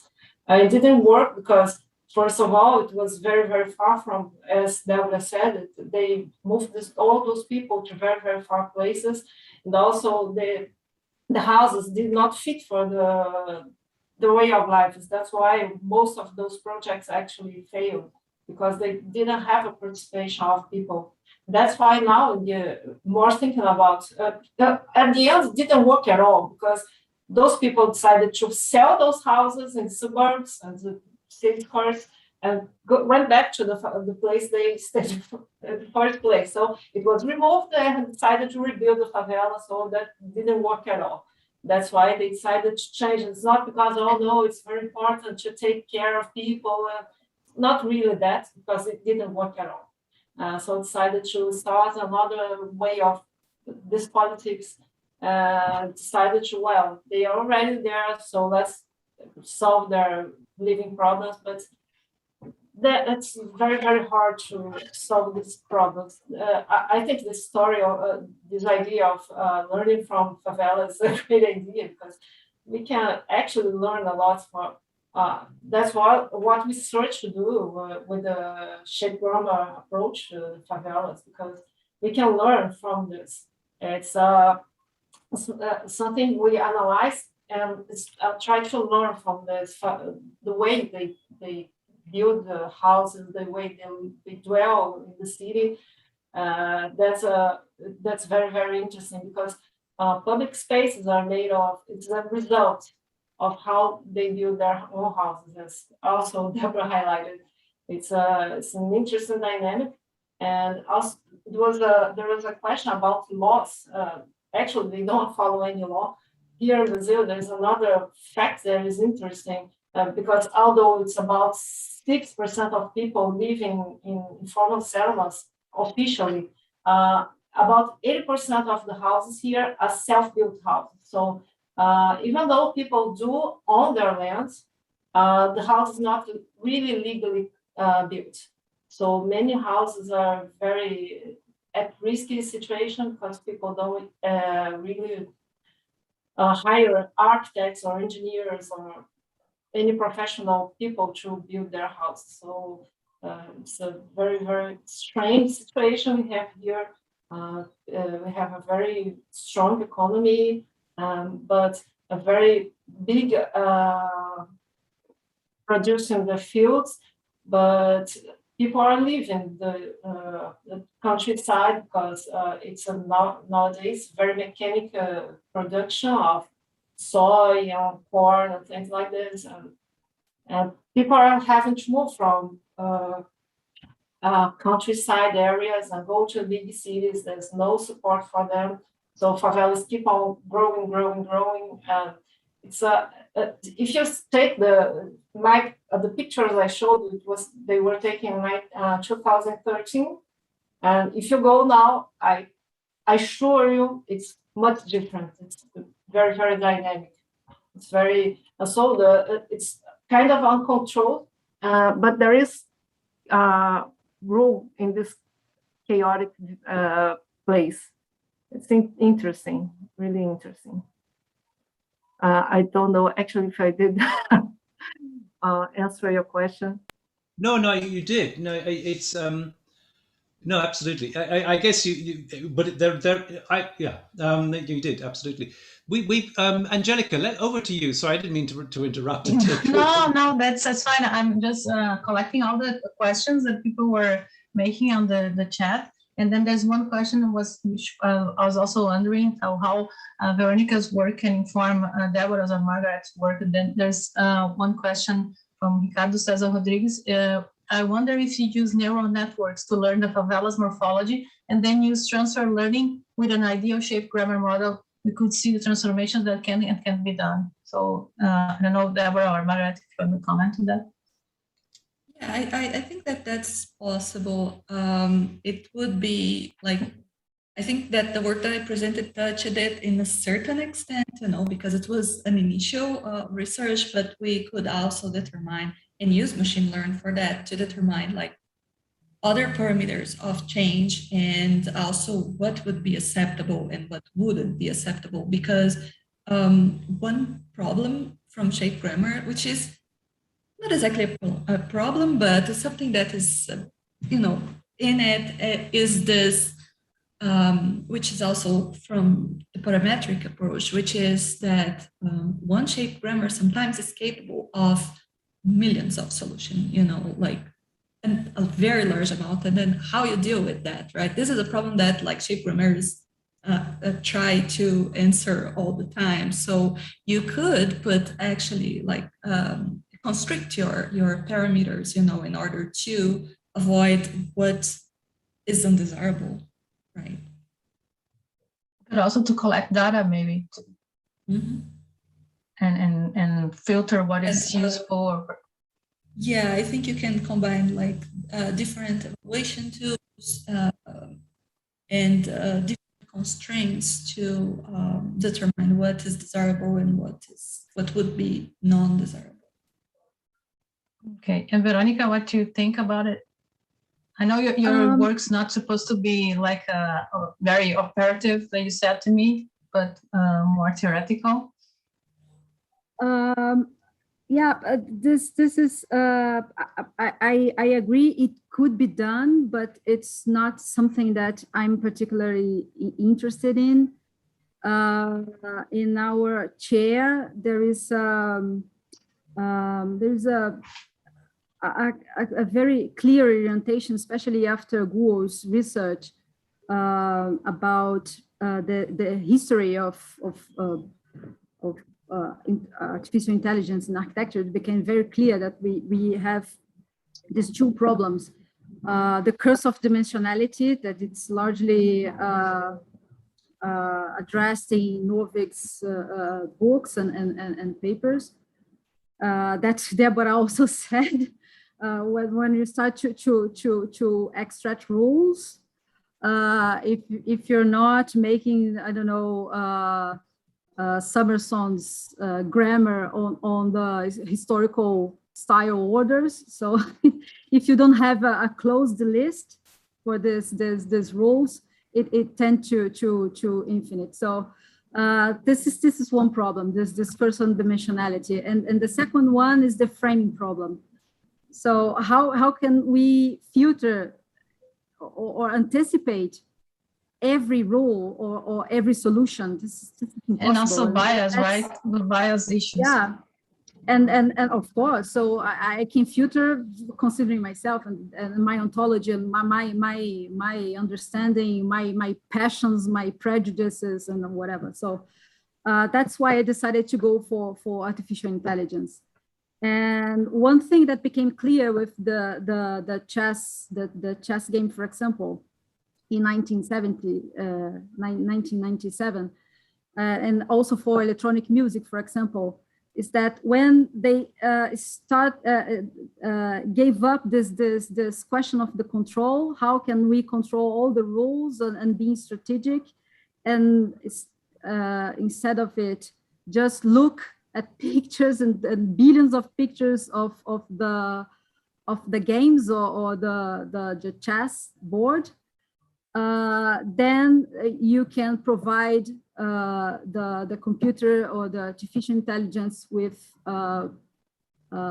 examples enough so it can create different examples. It was the same for the electronic music, for example. So they started they just start to extract small portions of music and then recombine it, and then they created a different kind of music instead of trying to understand all the harmonics and all the rules of notes and things like this. So when you give up the rule, and this is my hypothesis, when you give up the rule, you can start to see something else, or to read in a different mode. So that but was you're going to my approach. You're going to produce a big data collection of data. I wonder if you're going to let it open so people can use in other researches. Like we are building up a database, right? Yeah, I'm building a huge database. I need. Yeah. I know.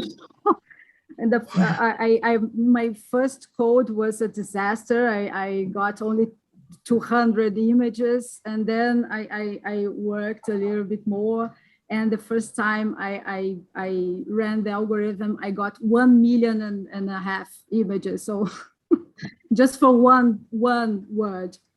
And well, the good news is my code works. The bad news is I need a very huge storage and a very good computer to process all this data. And yeah, I'm working. I'm still working on it. As I said, it's I just ended my first year. So that was my first outcome, to understand images as vectors, and as vectors I can build new relationships and read those vectors in different ways. And I expect, of course, in the next few years to enlarge it a lot, to buy more storage and to work in a larger data sets. And of Somebody course, with texts. The chat asked what tools or other methods are being used. A lot. Right. It's a combination of many things.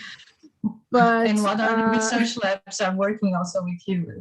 A lot of questions about how you're doing it.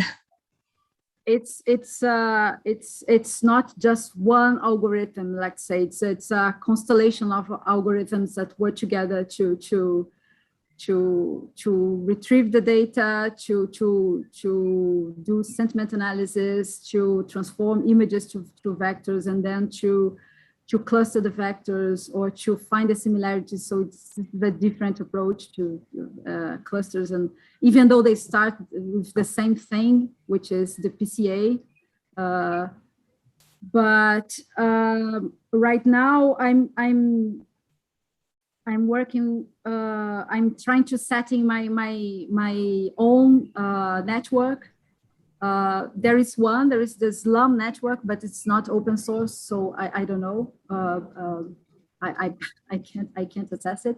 And there is a very nice one. There's the CityNet or the StreetNet. I think it's StreetNet, and I try to use that to transfer learning to I don't know, to work with my data set, and it was a disaster because it doesn't match at all. Well, they cannot say, yeah, this is a tree, this is a street, but they cannot see the buildings of favelas. This is amazing.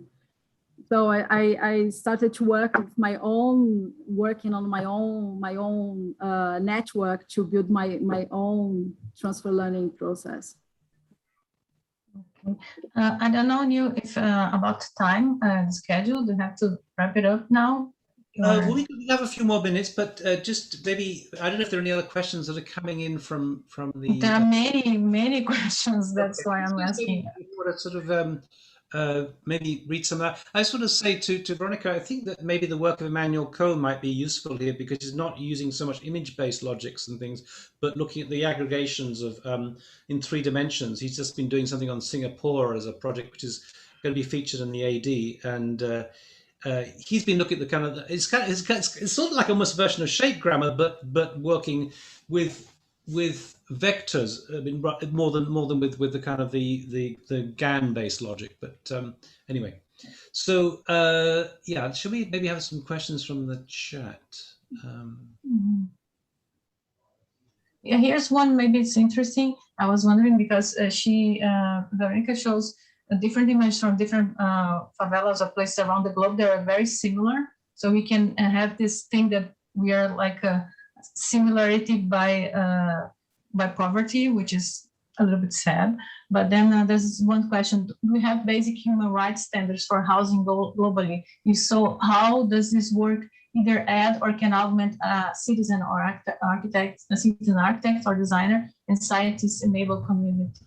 So maybe what can we learn about this, and if you can do this kind of standards, So, I don't know.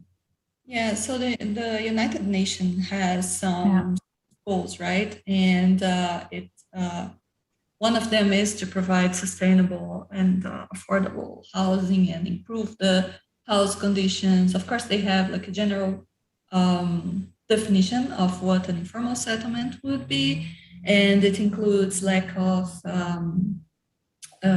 sewage and water, you know, sometimes the uncertainty of like the sturdiness of the house and things like that. So I don't know exactly how, like, what would be the consequences, to be honest, if the UN do not abide by that. And we know that there are funding for like those that want to, sometimes funding here and there. So I do not know exactly what is the extent of the power of the UN to make the countries to abide to that. But they have a set of very general goals, especially for housing. Maybe I just got to add a comment there, because I think what's interesting is that you do see these kind of commonalities between the bidonville, between the favelas, between the, I forget the other term that's used for these things, but throughout the world. And it's a real lesson for architects, because there's also a commonality by the approach that architects use, and it's kind of international style, which clearly in some ways is not working. And I somehow think the answer is, I mean, I also think that the other way of thinking about things is we can learn from IKEA, because IKEA has a really clever way of making things operate that kind of exposes the limitation of the Bauhaus model. You know, that's, if only the Bauhaus had been like IKEA, it would have worked. So somewhere between learning from IKEA and learning from the favelas, I think we could really rethink some of the logics that we've taken for granted in a very top-down way in architecture. Yeah, I agree, Neil. Sorry for jumping in, but I think this thing about like learning from favelas, right, is a more inclusive approach. You know, I think that we need, like, as professionals, we need to stop this like colonialist idea that I know better than you and I'm going to push my agenda or my ideas or what I think is better to you. You know, it's more like, and it's this approach of like, okay, so what are you making? What do you need? Like, what do you want? You know, and not like what I think that you need or what, like, with my standards says that you would need, you know. That's one question that I was thinking of asking you. So how did the community participate in the process, or all your researchers, not only you, but the others? How do you hear their voices, not just our interpretation of their voices? How can you understand that and translate that into your project or your research? So for a few years, like because this research ran from 2015 to 2020, right? And 2016, 2017, we had this design studio that would run parallel, right? That was for graduate students. And we would go to Santa Marta and present it and would hear their feedback and try to incorporate. And that was also incorporated into the shape grammar. It wasn't only the assessment tool. The assessment tool was what I presented here, right? But and then after that, it started to not be safe anymore. So we couldn't keep going there. I think that we would need a more participatory type of approach, as in maybe having meetings with them and like listening what they have to say. You know, I think that's the best way of approaching. Yeah, you have the huge problem of the favela, sort of say, owners, right? If they let you get in there, and if they want you to do that, and if you want to see, I don't know, a drone flying over it, and then it's very delicate, it's very complicated, right? Yeah, And separate this from the people that really live there and are not mixed with this violence directly. Yeah, you gotta build trust because there is also a lot of people that go there, especially on election years, you know, or like there are politicians that and they come and they talk and they promise, and so these people also like they do not trust outsiders, you know, because they had a lot of example of like people coming and taking advantage of it. So it's also question of building trust, right? Okay. Maybe I try to add one thing to this discussion about the kind of the problems of the Bauhaus. I just sort of thought there is an interesting take that Guy Debord and the Situationist take on this as a kind of critique of typical architectural thinking. In fact, I don't know if you know the Situationist work, but one of their thinkers had a group called Campaign for the Imaginist Bauhaus, where he was actually kind of criticizing the Bauhaus and that kind of way of thinking, and trying to think of a way that broke out of that. And I think you can find in Constant's work. I don't know if you know the work of Constant, but he's also that coming out of the France at the time in the 60s was a critique of the a certain oculocentric way of thinking about the world and trying to open up in more experiential ways to what space might be about. And it was kind of interesting to me. It was a bit of a shock to see that Guy Debord was referring back to more traditional ways of how the village operated. But I think there's something in terms of a kind of theoretical agenda coming out of that area that could be almost harnessed as well, that could be also harnessed to be part of this project to kind of critique the standard architectural approach towards things. Yeah, I agree that like every stakeholder in the process has something to say and should be heard, you know, and we should try to find like a common ground because everybody has their own agenda, right? And they would not be always the same. They would probably diverge a lot, but I think the idea is trying to find a common ground. And I don't think that there is like yet a right answer on how to, you know, it's a matter of experimenting. Neil, I guess we have to wrap it up. Yeah, can I ask one final question? Yeah, sure. what knocks out this particular panel in an interesting way is they're all female voices, and I think that's kind of interesting because I think that men operate in a very different sort of way in their approach towards architectural design. So and you don't want to be essentializing, but is there a kind of female voice that we need to bring into these discussions that has an alternative viewpoint to the typical sort of viewpoint that's been put forward? That wasn't on purpose. That just I was start researching, and then I talked first to Gabriela Celani, and then a former student of mine, which also directed me to Verônica. So it was just it happened like that. I don't know. It's just a finding, but it's interesting. I don't know what the girls have to say about it. Yeah. So my advisor is a man. It's actually a man, right? He's from Portugal. So, but I think that no, I do agree, and I think that there are also like needs that not only male but minorities, right? So there's also needs that they need to be answered. That thing that it takes a village to raise a child, and like how this usually falls over women's shoulders. So we have like a set of desires, and I think so. I just I have too much into this because it's not my area, but just a very short comment on the last discussion about the participatory. This is I have plenty of experience in doing this. Just go. I used to work in a municipality in the metropolitan area of Rio, and I used to design urban spaces in this very poor area. And I was the one to go there and talk to the crowd. Oh, this is the project. What do you think? And then many things. So there's a completely different way of seeing things and to articulate space. That's not in the academy, and this is amazing. And this is also something that I've learned from Favelab.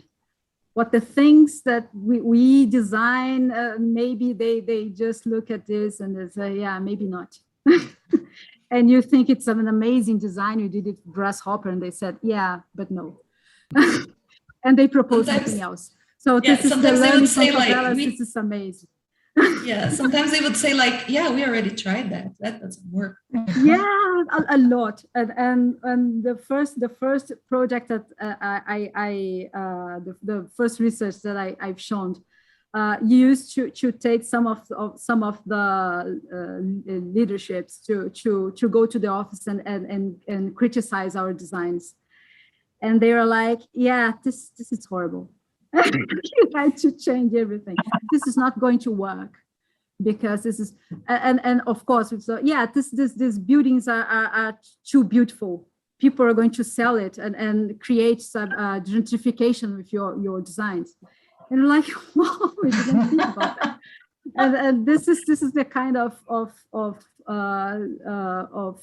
feedback that you only get when you give up control and put your face to be slapped from the ground. And regarding the female approach, I think this is interesting. Something that we saw here in Brazil with the former government is that when you give voice to this word that I've learned recently, majorities minorized. We are not minorities, we are majorities, but we are minorized somehow.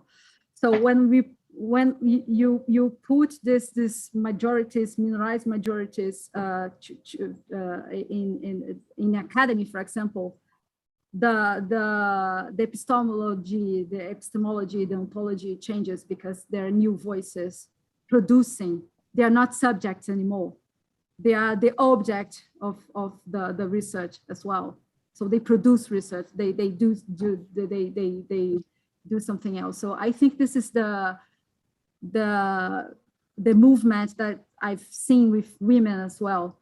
Maybe I'm just a dreamer, but I think we maybe give up a little bit of Adam Smith and go a little bit more with John Nash and the equilibrium when we put women in the game as well.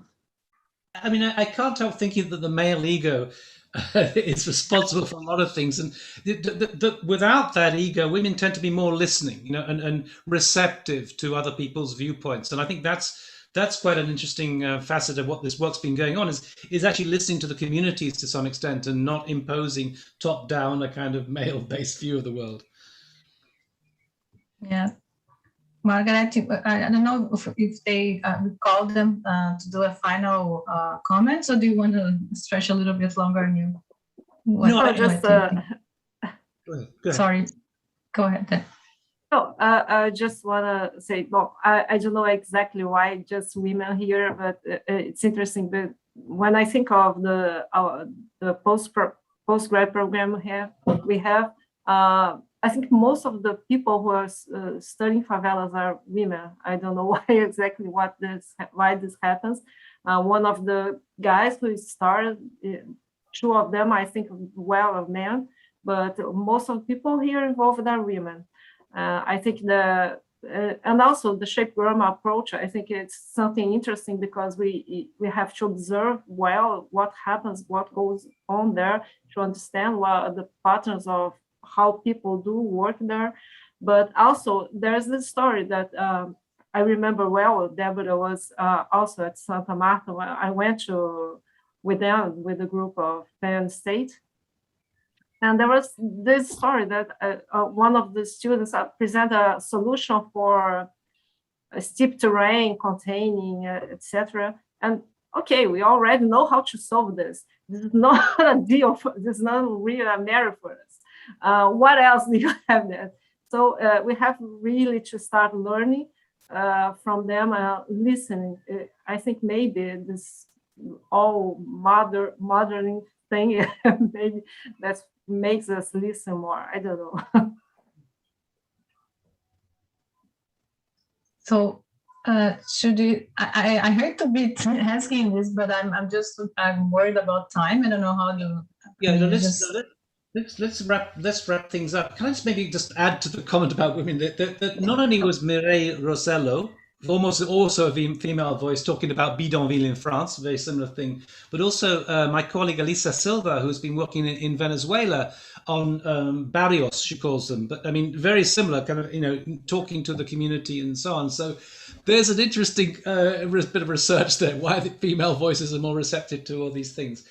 I just want to maybe just to kind of wrap up, just to say one thing that we're trying to do in terms of digital futures is, and I'm kind of aware of the potential colonialism of the English language here. Over the summer, we were very happy to be able to host in our Inclusive Futures project some workshops in Portuguese, and that was really important. Not only Portuguese, but Farsi and Arabic and Spanish and Russian and Turkish and many other languages. And what we're hoping to do in some ways is to try and also open up our platform to more Portuguese language events. So I hope we can call upon you all for something like that to try and to open up all these ideas beyond the hegemony of English. And this has been a really interesting session, and I think I just think that it's kind of it's work in progress. I kind of get the sense that, and I'm hoping there's going to be a book called Learning from Favelas come out, because I think there's some, and once your research is completed, I think it's really going to provide something an interesting and very powerful voice to challenge some ways in which we've been operating, and especially in a male-dominated world. So would anyone like to say a very brief comment before we wrap up? Just maybe one person each, and then we can just close up today. Yeah, girls. Maybe we can start with Margaret, if you want to make a closure. I just would like to thank a lot for the invitation of being here and present and give voice also to all this kind of settlement, to the people who lives in this kind of settlement, because when we made this approach with Shape Grammar, that's what we intended to do, was to voice them, even though not really talking to them, but through their images. Thank you a lot. Thanks. Débora? Yeah, I also would like to thank you all for the opportunity, right? Angélica, Neil, Digital Futures. And Neil, if you want to go ahead with that idea of learning from favelas and want to do a publication, we could do all a collaborative, I don't know, book or something. I think it'd be good. Good. Verônica? Yeah, thank you all a lot for this very high level discussion. This was great. Thank you, Neil, for the recommendations. I'm definitely going to look for it. And it would be great to keep it going. I'm absolutely in the favela, Learning from Favelas project. And yeah, thank you all for being here, and for the people that are watching us. Thank you very much for this opportunity. Well, I myself would like to thank also you, because this all started with Nina sent talk on Discord. It was trying to offer some help on reaching Brazil, and then he suggested the subject, which is not specifically my area of research, but I enjoyed very much talking with the girls and getting to know them, and I was very interested in their work, and I was also asking how would they continue. Débora and Margaret, which already finished their PhDs, and Verônica, which is just starting something really, really interesting, and that is I'm also getting to learn more about AI and machine learning. So I would like to thank for also the opportunity, and I offer my help of anything you would keep needing or wanting to reach with Brazil, or even with a group. I'm available, and I think it's great in Digital Futures. What moves me was this thing to spread knowledge without like free, and this is very important, and that's what really interests me. I'm never think of charging things, and it was really absurd in terms of knowledge. So we produce knowledge to generate more knowledge and spread all over. So it's wonderful that you've been building with Digital Futures. Thanks. Well, thank you, Angélica. And without people like you, it wouldn't be what it is, because we rely on the generosity of everyone. I think what we have all in common is a passion for the subject, and you know that you can't. You know, we say in my country. One of our famous musical groups said, "Money can't buy me love," you know, and money can't buy you a passion for architecture. You have to step beyond all those kind of things, well, to really all those obsessions about financial things to really open up architecture as a discourse. And thank you today for your generosity in sharing your views and sharing your knowledge, because I think this is something that's going to be spread throughout the world. What we want to do in the future is to have some of our events actually transcribed with subtitles in Portuguese and other languages, and have transcripts and so on, so we can share that further. So let's hope we can build the link with the Portuguese speaking community, and thank you so much. It's been a fabulous session, and let's plan on something, learning from favelas as a kind of a project that we can work upon together. So thank you. Sure. Thanks a lot. Thank you, girls. Thanks, everybody. Thanks, Ricardo. One final comment is that next week, this might be, I'm sure it's going to be of interest to a lot of people. We have a tutorial on VQGAN and CLIP, which is the area that is really exploding right now in terms of AI. And we have some fantastic, we have Maya Mystery and Daniel coming to talk about these things. This is going to be super popular and super accessible. So that's going to be next Saturday. And let's hope that that's also going to open up a whole series of discussions and things. So, I'm also trying to bring this exactly like an workshop with my undergraduate students that I will be doing this semester in VQGAN and CLIP, just because I started looking at it and learning here at Digital Futures. That was really good, but I'll watch it for sure. That's great. Fantastic. Or maybe one day we'll have one of those tutorials in Portuguese. Yes. Great. Okay. Thanks. Thank you very much. Thank you so much. Thank you. Bye-bye. Bye-bye.